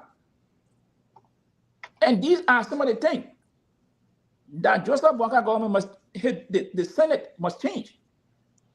You can't see from people that you say after 5 years, that's a time limit. After the 5 years, you can't go after them again because the limitation. What was the basis of that? Because they know exactly what they were doing, Mr. So. The guy was a director. Now, George, we are forced out. He had an interview of seeing these things. And he said these are some of the things he tried to lobby with the Senate to change this law. But I hope Sen Dylan and there, they should look at some of these laws. To revisit some of these laws is not right. You can't steal from people that you say after 5 years, which of course, any report I can, you see that one, the government, they drag these cases, they're not going to set it down because they say after 5 years, hey, you can't go after people again because they will come and say, no. There were time limitation. Within the 5 years, you didn't file, so you can't come after 5 years. But to tell you how wicked these people are, these lawmakers, these are some of the laws they passed. Do you think that's where some of, before breaking quarter here, we're talking about executive ordinances or executive do you think those are some of the things that the executive hammer going to carry them? Of course, that doesn't make sense. It doesn't make sense. The director who did that job where they went and created a new bill to force him out. He was explaining. So you see how corrupt these people, how wicked these people are. But let me say something to these people. Once this was I've seen their order. Look, if the United Party be afraid of CDC demonstrating, then they must just step aside. They should step aside. If that what they want to start to intimidate people and want to buy, then you better step aside. Yeah, CDC about demonstration. Yeah, you're like crew boys. Big crew boys to intimidate you, then you step aside. Oh, Emma Joyce. What you supposed to be worried about is to do the right thing. Crew boys? Crew boys, Emma Joyce? Are you saying crew boys or proud? You said juveniles. You use the word juvenile. Come out from the program. You said juvenile. So what's the difference between boys and juvenile? Yeah, that's tribalistic. When you say that, I thought you said proud boys. It's tribalistic. Proud boys So I think he's speaking figuratively as people who left Gramo Benin, not necessarily the tribe. The tribe, I'm not talking about tribe. It's a group of who left Gramo Benin in La Brazil? You got in like a twisting for. One I'm saying that today, I saw Harry hired me to be Kuya. I saw Kuya, one Kuya from Sano County. Romeo Kuya. Seeing that, the guy got a nerve that he doesn't want to see a rubber stamp president, a rubber stamp government. Because what he meant, saying United Party won the presidency, you don't want to see United Party having a speaker and a president pro tem. That would be a rubber stamp government. So they asked him, what was it? He said, oh, I spoke or nobody listened to me. Really? When last someone saw Romeo Kuya speaking out during the 6th of George Weah? This is the kind of thing they got designing. And that's what I'm saying. And who is Romeo Kuya? Romeo Kuya is a Sapo guy from Sano County, but they're all fall in the crew group. These are the line they're pushing. There's this people think, oh yeah, he's backing Funati Kofa. Romeo say, oh, I'm backing Funati Kofa. Who are these people? They are all part of they are all the crew boys. You afraid to speak something? I will speak it. If you said they are not crude, then fine. Then you can challenge me. Back too slippery. You can't stay behind him. You Okay. try to stay behind him. You stay through you. That figure already, I mean, it's not, but these are The the man things. throwing you under the bus, is it? No, actually, these are the kind of things they got doing. We have to call them out. When George is president, you had the president pro tem crew, the deputy speaker crew, the speaker, Grover from Maryland. None of them complain. Queer did not talk about Robert State government. But because Joseph Boakai is not elected president, now he come to push the line, oh, I don't want a Robert State government. Okay. But D-Flow, you better sit, when you sit down there and let our speaker should go to CDC, you will be committing a political suicide. I'll rest my case. Political suicide. I'm not sure whether Koto is on board. Koto, let's bring you in here. Listen to Amos George, his blood pressure now, his blood running through his veins. No, that's not into blood pressure going up. Unity Party should take it. But to be honest, here the how you call it?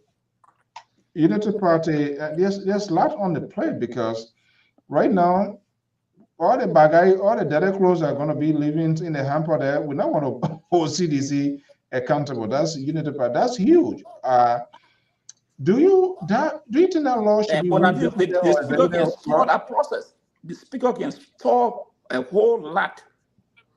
The speaker can stall a whole lot for the Unity Party.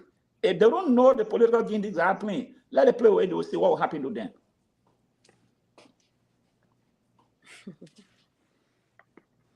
Last night we have our show. Am I pretending now? Mr. George and myself last night was so unique. Please.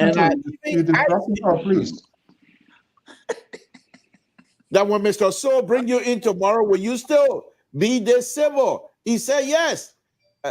Not tonight. Go ahead.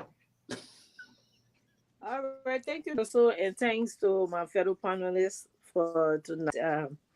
I was just listening in the background, enjoying the discussion. And I would like to speak on a certain issue that you guys, were discussing. Probably I might touch on. I heard about the auditing process and the effectiveness of the LACC. The effectiveness of any institution or an organization comes, with the ability, the leadership ability of that organization, or like, let's say the presidency. If the president was asking every now and then on, feedback from institution or report, because I have this, I had this experience with the early leadership because it was my first time, doing business with the government. And it happens to be like I had a security firm. We had every 2 weeks, if I'm not mistaken, it was either after every 2 weeks, every 2 weeks, the Monday, we were supposed to give a security report and be part of the security meeting. So those things make the security firm effective because you wanted to have report on hand to be able to give that report when you go to the meeting.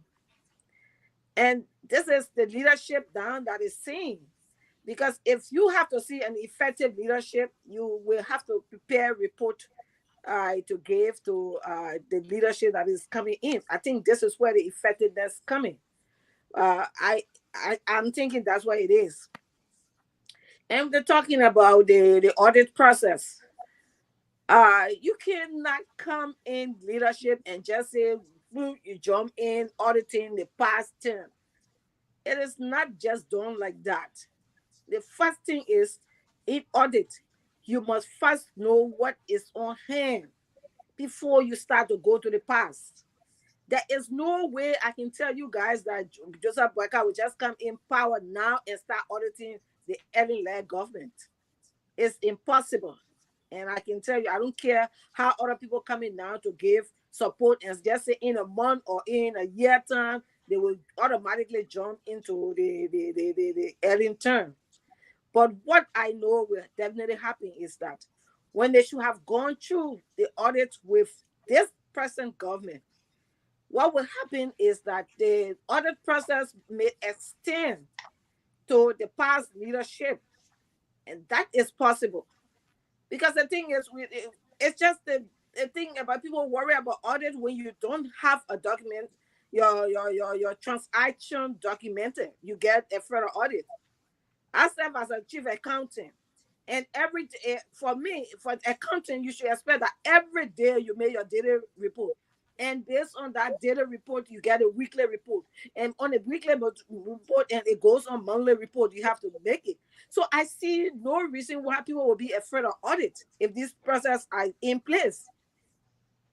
And it will definitely automatically take place as they go on, because if you finish with one term, you jump to the next term. When you finish with that term, and jump to the third term, and you go again, you continue with that term. And I see people talking about the protest. People protest on issues. What is the issue are you coming to protest on? Those are things people will be looking at.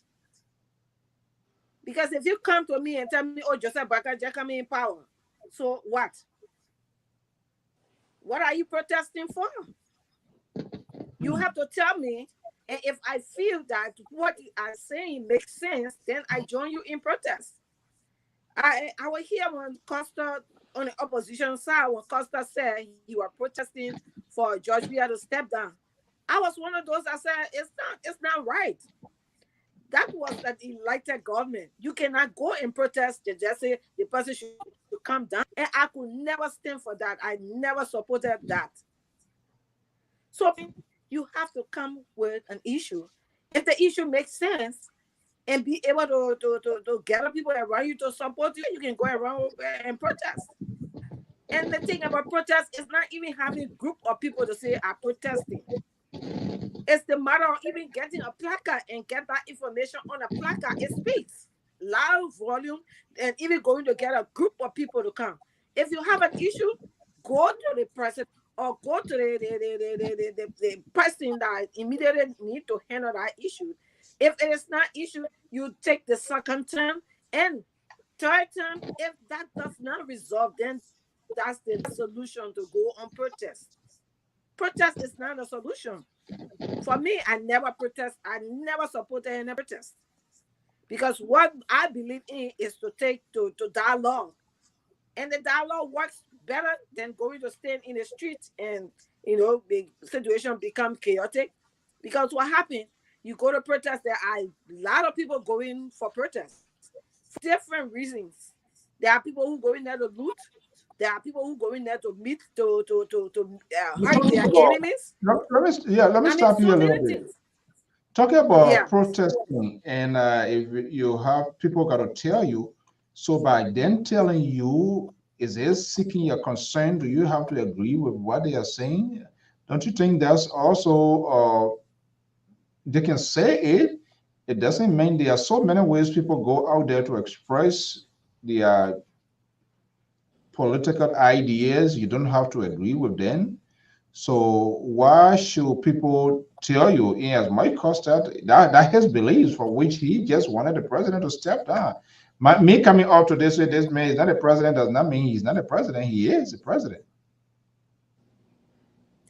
Yeah, that's the same thing I'm saying. I think we're saying the same thing, but maybe saying it in a different manner.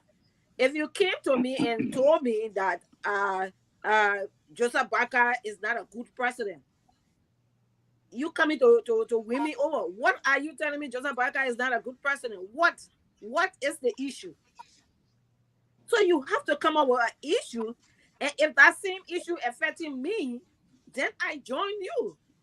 But if you're saying something that doesn't make sense to me, I'm not. So if it doesn't affect you, if it doesn't affect, come in 1 second, Caesar. If it doesn't affect you, but it's affecting that person because it is not you, so are you saying then the person should not protest? No, you see, that's why they have norms, they have laws, they have rules. All of these things are said because we have our individual differences. What bothers me does not bother Pa George, does not bother Sissy. But if it goes against the law, if it is against the law, You see, because my individual belief, if I just want something, my heart desire, it's not only me, but what the law says. The night is too good for confusion. Nobody can. Yes, like I disagree because no, Liberal, we're here to have a conversation. We're not here for good night business. Yeah, make your point before I go to it. I go to the law. I take my issue out. I will go and meet the people that are responsible for whatever I'm experiencing. If people see reason in joining me, they will come and support me. That's what I'm saying. I'm not saying because I'm affected, it means it's not hurting me. I'm hurt. But it doesn't mean because I'm hurt, I go and disturb other people that are not hurt. All right. There's some vanity lawful. It's not lawful. I come and protest against it. So we all talking about taking the issue up rightly, not just jumping in the street. Who did you address with your issue and it was not met? Article 15. Your co-panelists, and some of them are far from what you are saying. Ceci. Article 15. Article 15. I'm not saying something that everybody's going to agree with me. And that's what democracy is. Yes. Article 15. Yeah. Article 15 of the Liberian Constitution does not say I have to go dialogue with anybody before expressing my fundamental rights as guaranteed under the Constitution. So I don't have to go. Hold on. Koto, I understand now. Just hold on. Because you carry all around, you brought up out of the same place. I don't have to convince you. You just said that I can go and read a placard by myself and protest. So why do I need to convince you? And there is nothing. Hold on now. I'm still talking, my sister. You're talking all with them for you. You get all right, bro. All right, by here. The children to sing the song. They say, "Don't get me all right. Not do me nothing." Where right, bro? You use the sing that song? Oh yeah, we always to sing that song. So because you're saying that people to protest, they can convince you, but they don't need to convince you. They can write a placard. And what have you done to go and talk to the people in the law? And that's so that because you don't join the street and inconvenience people that are not being affected by this, Article 15 guarantees me that. Article 15 of the Liberian Constitution guarantees me that. And the second thing you said that I also want to make sure that it doesn't go unnoticed is that you said that dialogue has solved so many problems over protests. The true we government, the one-party government, party leadership in Liberia, did not give anything beyond because they were dialogue. They gave stuff because of protest. Because of protest. It was why we went to multi-party democracy. And if you look at countries like America, the civil rights law legislation was not given because of dialogue. It was given because of protest. So there are so many places where protests work, and that is the reason the Liberian Constitution codified in Article 15 our rights to assembly and our rights to free speech and our right to hold people accountable. He said, I got first go talk to the law, talk to the other person. I don't have to get involved in that. I can wear my placard, I can go stand, I don't have to convince Koto. When Heron Costa said George Weah should step down, you didn't agree with him, but you were able to put thousands of people in the street. That didn't stop his protest. No, but then don't get yeah, that's what I. But sister, we're saying the same thing, but you only saying it different. No, we're not saying the same thing because you said we should not protest. No, you started forward that we should not protest. I am saying what affects you. I don't have to be forced to do what. I'm focused on your beginning statement. Your beginning statement was we should not protest. We should convince you why we protest. Okay, let's enjoy. Okay, guys, we gotta make progress. No, we gotta make progress. Okay, let's hear from Amos Joy. Let's hear from if you come up with your issue and say you want to protest, I will want to find out why you want to protest if I have to join you. No, you said I should convince you. I should convince you. If you have a problem, take the issue out. Okay, guys. Let's you are saying protests have worked so many things, but there are so many things that protests have not helped. Even to go right to our those things, these are just the democracy go away, whether we agree or we don't agree. Okay. Amos Joyce, quickly here. On this here, so we can have we are already. Okay. What's your version? Most of the things now today we achieve overcome at the end result of protest. Because normal government are always stubborn. They don't listen to the citizens most of the time. So at the end result is protest. And it forces leader to do what the people want he or she to do. Nations. Certain measure about. If you listen to me, I said that's the end result. If people ain't listen to you, Hold that's on, the my end sister. result. Protest. Okay, let's. You were And speaking. so we're going back to the same thing. That's Let the me end make result. this If I point, raise my issue, you don't listen. I come to the next time, I tell you, you don't listen. Then that's the last result. I protest. No.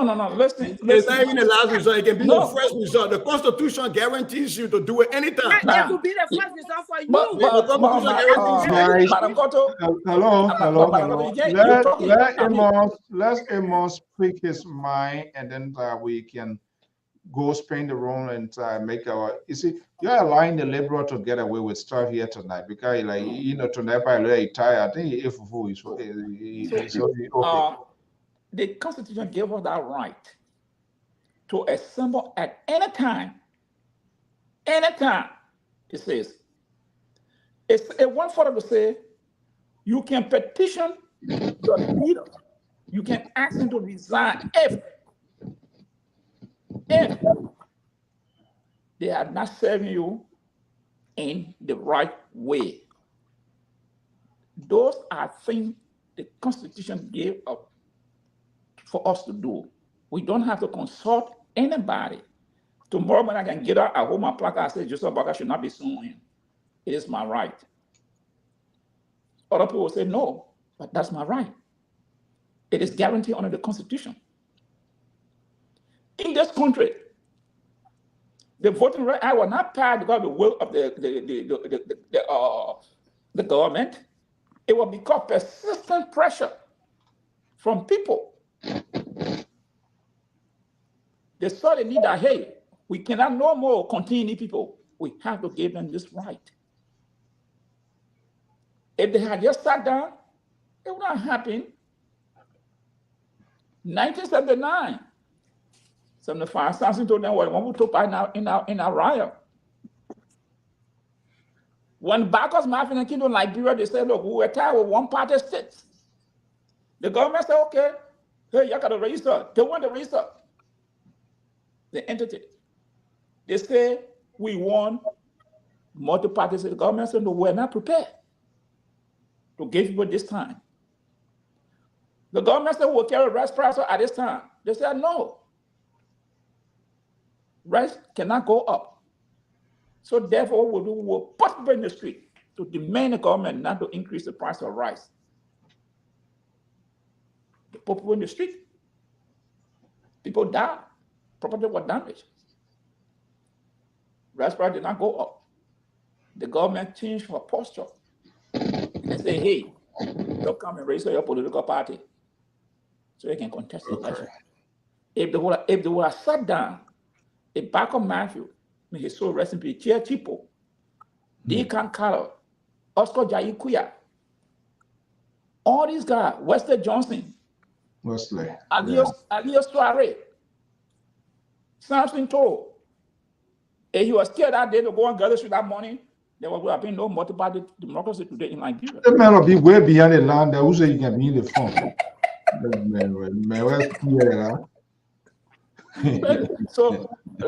So please, your United Party people should not go down and ride with us. Stop there.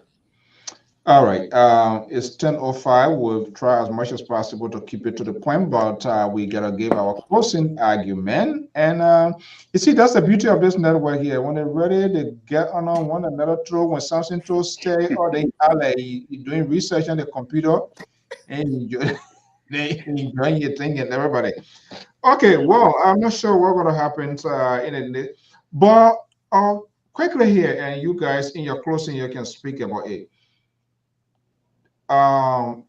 These statements, commendation coming from these are high-profile Democrats, and that's a ruling party here, with this fighting of corruption, congratulating the president-elect and all of that. The possibility that they're going to give good support in terms of equip the system that will go after corruption, tracing of money. I think this is what, if the president, we're hearing he's going to Washington, D.C., if he's to meet with these people, I think this is where the shining star going to come from here.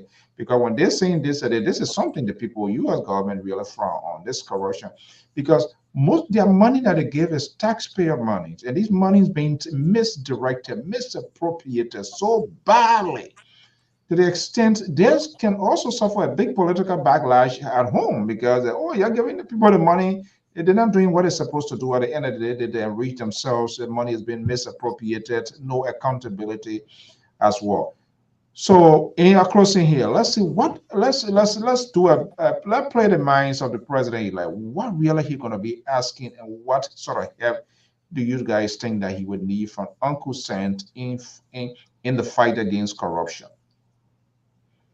Who wants to go first? As we close out now, let's condense everything into a mini. Hopefully, no cado over it, no 1 minute, 30 seconds. Something I said earlier. Eh? I said I think D-Flow wanted to respond to something I said Oh, earlier. D-Flow is D-Flow? You want to respond? Yeah, I want to touch the issue about what Cesar was talking about. I have already said that, and I truly believe that we cannot play games with the people. Talk about the fear of protest, delay. Talking about we should delay, like what Cisco will talk about here, the delay audit. I'm not sure what the laws are in Liberia that if let's say if Guerra was the Minister of Transport and he bought El Paso land, built a huge house with stolen money, and happened to notice that he will be audited, and they took that property, decided to market that property to the laborer there, told, can we go back? Is it possible that that property can still be taken away if we decides that, okay, I'm going to be audited here because I stole money, and I maybe the best thing I can do is to sell this property to Toll. Can we go back and twist that and say, well, Mr. Toll, you bought a stolen property? Because my sister at Quarter is arguing that we should delay audit, and I don't know why. We can go on and walk. We can and still walk, right? I'm not saying we should delay the audit. I'm saying that it can come from one step to another. It's not delaying. Okay. But you agree that the audit should take place, right? Yeah, of course. You have to audit. Okay. Let me get my closing in 1 minute. So I want to say thanks for the opportunity again to be here to speak as D-Flow, not speaking for the president you like because I'm not even close to that authority. But I want to say this much to those of you who have been talking about the president you like is not in the public space. Of course, Washington, D.C. is open to see the president this week. The president elect will be in Washington, D.C., and we'll share with you people pictures from Washington, D.C. To Clemence's visitation here in the United States before returning to the Republic of Liberia. Just so you guys can know, the president will set a tone for the next 6 years. We are not going to listen to people who were out there promoting their candidates and lost the election and want to decide for us when the president should come outside, where the president should go, what he shouldn't do. The president will decide that. This is a government that will run. The government is going to be headed by its ageable people. And I would like to see a government where we have adults in leadership, especially ministers ministerial positions should be headed by people who experience, people who have served in government. Maybe deputy positions be given to people who just want to learn a little thing about government before they move forward. But we cannot do the same mistake as the CDC to bring in young people to take over the government with no experience to lead. Will fall right into the CDC problem. So that's perfect. Thank you so much. Let's go to my man Terry. Terry, you are my guy on this network here. They try to do everything to win you over. So it seems to me, Unity Party, they were in the opposition, they were ruling establishment. So, and I know CDC I think that they better be in opposition because of that, their way of doing stuff, even though other people are supposed to go behind the rusty iron bar, they didn't go there. So they will do everything possibly they can to create some sort of distraction, whether it's necessary or not, which of course they have the right to express it. This is where the Unity Party needs to be careful as well. Correct? Certainly, Mr. So, and I stand by my statement, and people can chew me up any way they want. But I know exactly. I was in Liberia. I just come to America. I've been here for like 8 years now. So I understand. I've been in 2 elections in Liberia. I voted in 2 major elections. I lived in Liberia during the war. Like I said the last time, I witnessed the killing of somebody at the age of 11 years old. So I understand what Liberia went through and what Liberia is still going through. So I'm not going to take a back and be crying, oh yeah, shivering. No. CDC is very good in the opposition. As a matter of fact, during Elling's time, when UNMIL was in full gear, CDC challenged the government with major protests all over the country. To understand, the government had to use excessive force on them, and that led to the killing of some of the guys during the 2011 elections. I don't know if we follow these things, all right? And they had Elling, they had all kind of provocation for Elling, all right? And it really caused trouble. If our country, with the lack of George Solo, if our country had, if we didn't have UNMIL, Liberia, that different story we'll be discussing right now. And many Liberians have forgotten. You understand, eh?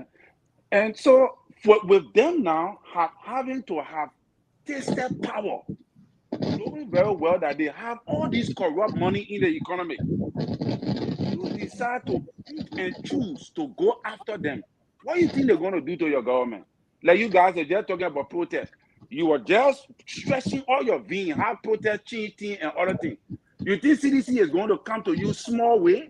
Very well, what they have done. So if you say that, okay, everybody is on sanction, you must also be prepared to also haul Prince Johnson to court. Be able to haul Barney Sherman to court. So I'm one of those. I call on the network here, and I said to Pap 2 that I do not like the way how these sanctions are raining down in Liberia, because we don't know what it may lead to in the end. But because if you sanction these people, you have to prosecute them so that they can be put away, because it will scare investors from coming. When they hear the story that, oh yeah, this person was sanctioned for crimes against humanity, the other person did it. How investors will come to meet all these people in the country with all these heavy crimes? How you expect them to come to your country to develop it? It's not going to happen unless you put them away. So you have to prosecute these people. But in prosecuting them, you have to do it with wisdom. Otherwise, you're going to create chaos. Because all these people you're trying to prosecute, they are powerful people in government. They manipulate the people, and the people put them into power, and they're sailing on the ignorance of the people, and they're making millions. How are you going to deal with them? So you got to use wisdom. So my recommendation was, you need to call international investigators to help you in the process, beef up your security, and all of those things. You can single-handedly, do you have the security? Do you have the manpower? Do you have the ability, the equipment to engage these things? Do you have them? Do you have the money in the economy to finance these things? Do you have them? These are my these are my concerns. And I believe you don't. What is your budget? Right now, they're talking about the budget was 700 million. Right now, the budget, they're telling us the budget is 600 something, and the budget have been postponed. Do you have the mechanism to handle what is coming to you? Do you have that? So you know, we got to take into consideration these things. And saying these things does not mean that you guys are wrong. It just means that we need to take into consideration that we have a fragile state. Our state is broken down to an extent that we don't have the ability to handle what the damages that have been caused, the damages from the 6 years, the damages from the 12 years. We are working on damages that we do not have the capacity to handle. So you got to work on it with wisdom. That is my advice. CDC is very good at what sort of wisdom? Wisdom of what? Wisdom of addressing it. Like somebody said, when your hand, we got an old proverb that say, when your hand in the lion mouth, what you do? You take it off slowly. That is what the proverb say. You take it off slowly. You so CDC like lion, like brother that they hear in CDC more? Yeah. Oh, man, Terry. Look, well, I may sound very ridiculous to some of you guys, but what I see and live in Liberia and Terry, don't mind that. I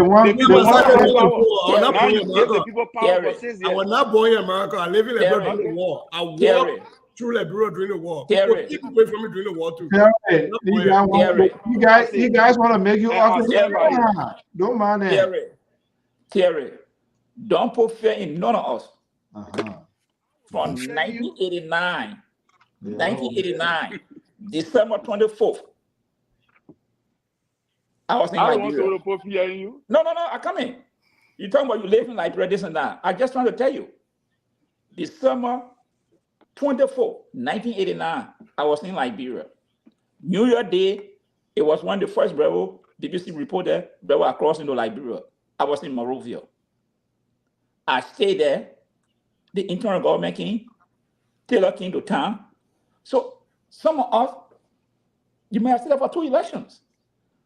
And some of us have been in and out of Liberia. So don't come and put that I live in, you see. What some of us I'm speaking for myself. I'm speaking on what I saw. I'm just coming, old man. Speak for yourself and speak on what you know. Old man, you were talking. I didn't interrupt you. So some of us live there. Some of what we saw, I saw it. What you saw, someone else saw it. But this notion that CDC is good at opposition, so therefore, the government must be very careful how to go after them.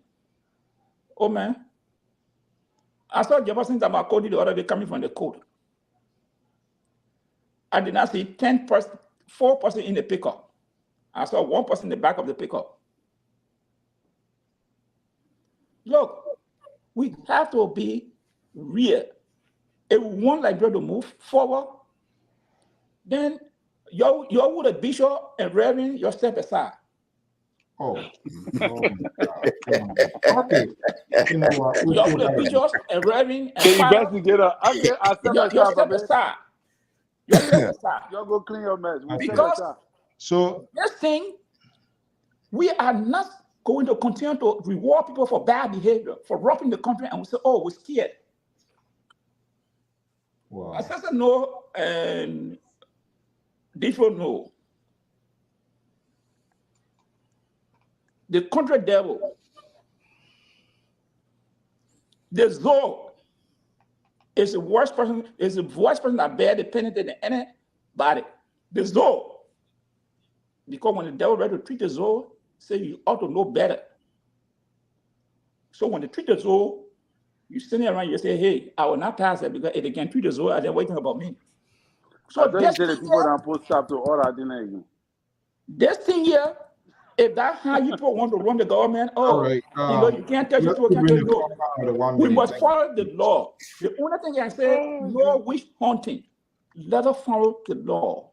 If the law says this is a limitation, it is expired, fine. But if you fall within that bracket and you're found guilty, bear the penalty.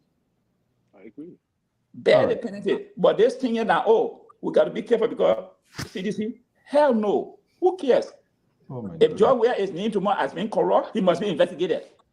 If they can put Donald Trump here in Georgia and take more shot at him, who in the hell can go there?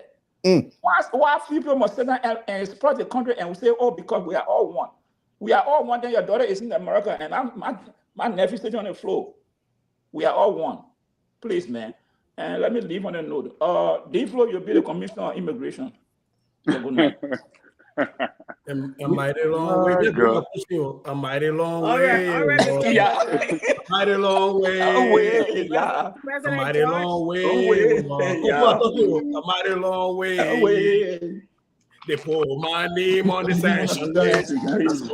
Look, they said that too, I can be sweaty on an air condition. You're talking about CDC get power.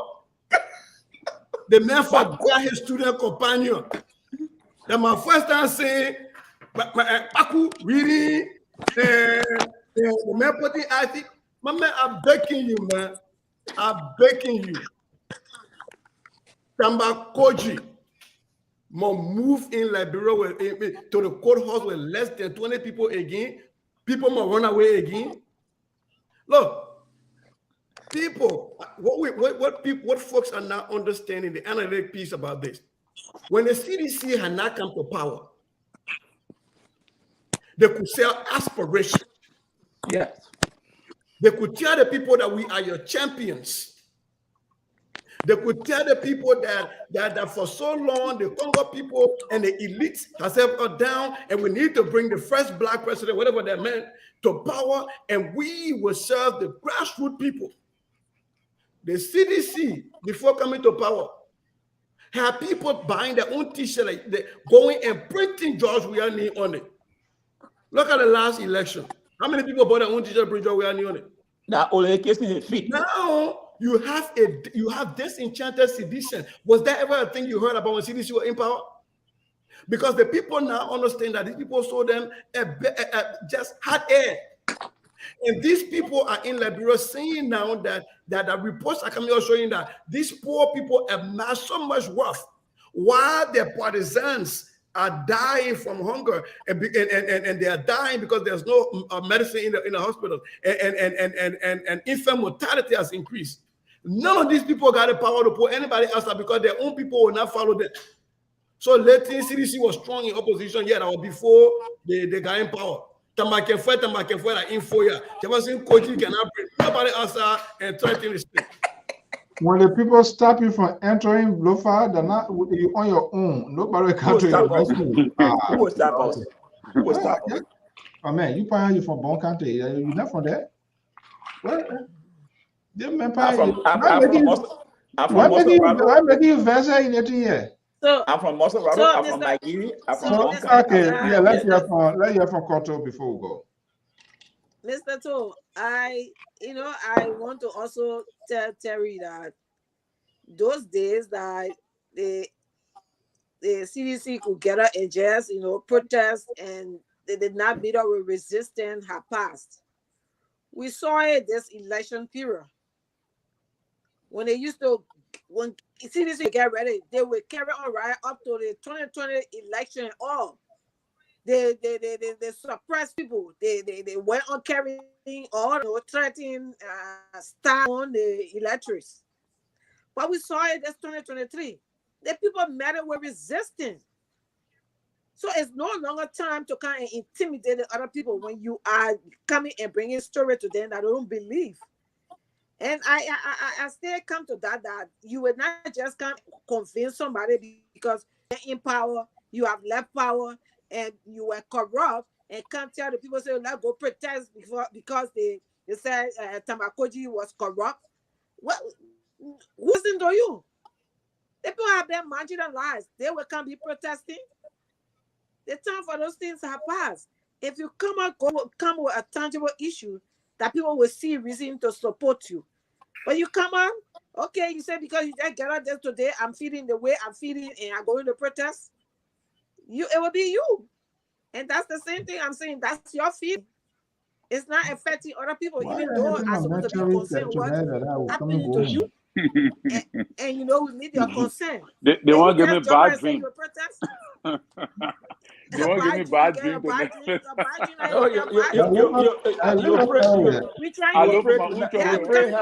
Issues that affect our people, not just individual. We're supposed to meet individual needs according to what it is, but not to kind of infringe on other people's right. Because I didn't go last night, I can't infringe on what it called default when I sleep today because last night I didn't sleep. That's not it. So you come in with issue. Bring it that is tangible. We will address it in a possible way. So that's why I see in this whole thing that protest is not going to is not an intimidation to this government. They did it during any time. They used to be protesting. Eddie used to come down from her car and start reading their posts. Yeah. She would read it one by Oh, one. yeah. The people All won't right. stop Yeah. them from Yeah, protesting. yeah. Eddie would say, stop. You get ready to get a hot water key.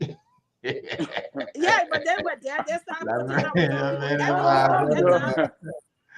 Oh my goodness. and call Okay. them. You say what happened? You say you got a problem? Come to me. Let's go in the office. Let the other people wait and let's discuss their problem. But I'm surprised the way they were handling it. And that's not the best way to handle it. Let's talk about your problem and we'll be able to solve it if we can solve it.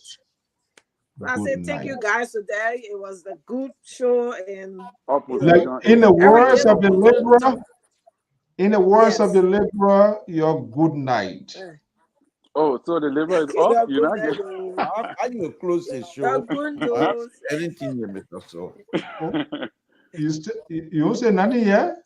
No, I'll open my mouth. He been doing his research for that cover. All right, let's hear you. He was on here last night. Everything was going. I said last night it was so beautiful. I never knew. So who responsible for what you're doing? Now you. But no, Mr. So it's a wonderful show. All I want to say and what I'm going to say to you is, I think let us don't discuss CDC anymore. They're no longer in existence. CDC is done. Let's focus on what this government. They're the one we need to advise. Because all you hosting, don't even bring CDC knee on it. Well, why are you bringing for Nati Kofa? Why are you bringing for Nati Kofa? Okay, good night. One for Nati Kofa from CDC. Why are you supporting him? So thank you very much. It's a beautiful show. I enjoyed myself tonight, and I'll say good night to all of you. Thank you very much. The labor will prepare good for tomorrow. The Memphis daughter here go for the Saturday weekend. Okay, guys. Thank you so much and have a pleasant evening. Yeah, good night, guys. All right.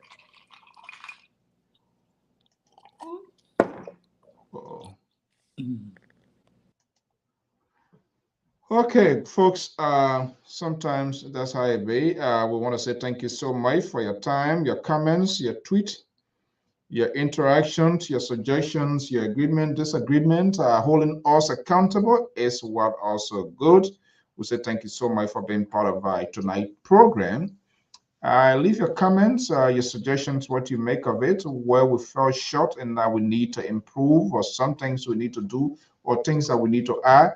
Again, if you demand too much now, we need this inclusion, the participations of people of in society. If you're a lady here and you want to form part of the talking points on LPR here, let us know. We will bring you here as well to be one of the pundits or one of the commentators.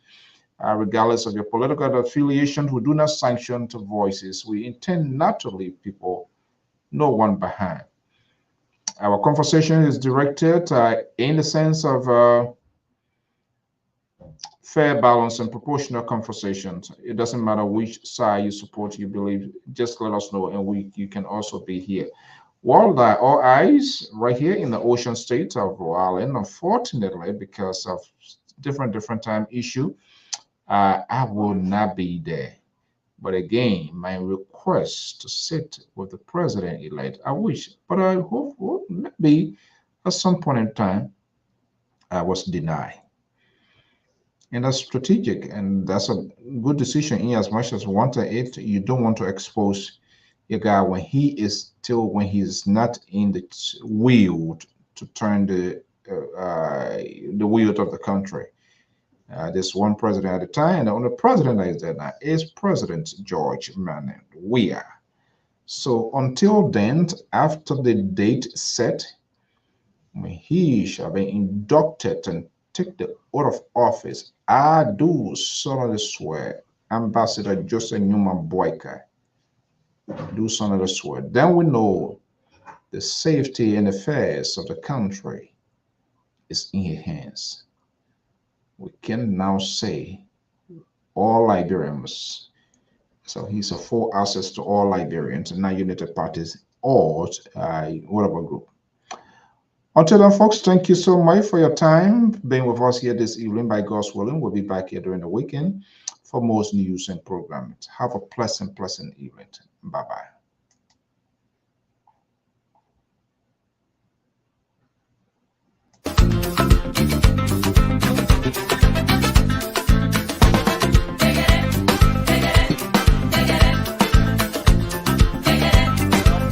Welcome to Uncle Musa Grocery, 6523 Woodland Avenue in Philadelphia, Pennsylvania.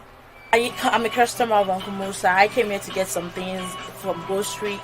Their things are so nice. They never get expired. They are the best quality. They have the best price ever anyone can get. They have so many things like cream, like meat, a lot of kind of meat. We have so many kind, and it's the best grocery store I've ever seen here in Woodland. They are located at the 65th and Woodland. If you want, I really appreciate you guys to come over to come and patronize with us because they sell the best quality. Uncle Musa's Groceries on Woodland Avenue, 65.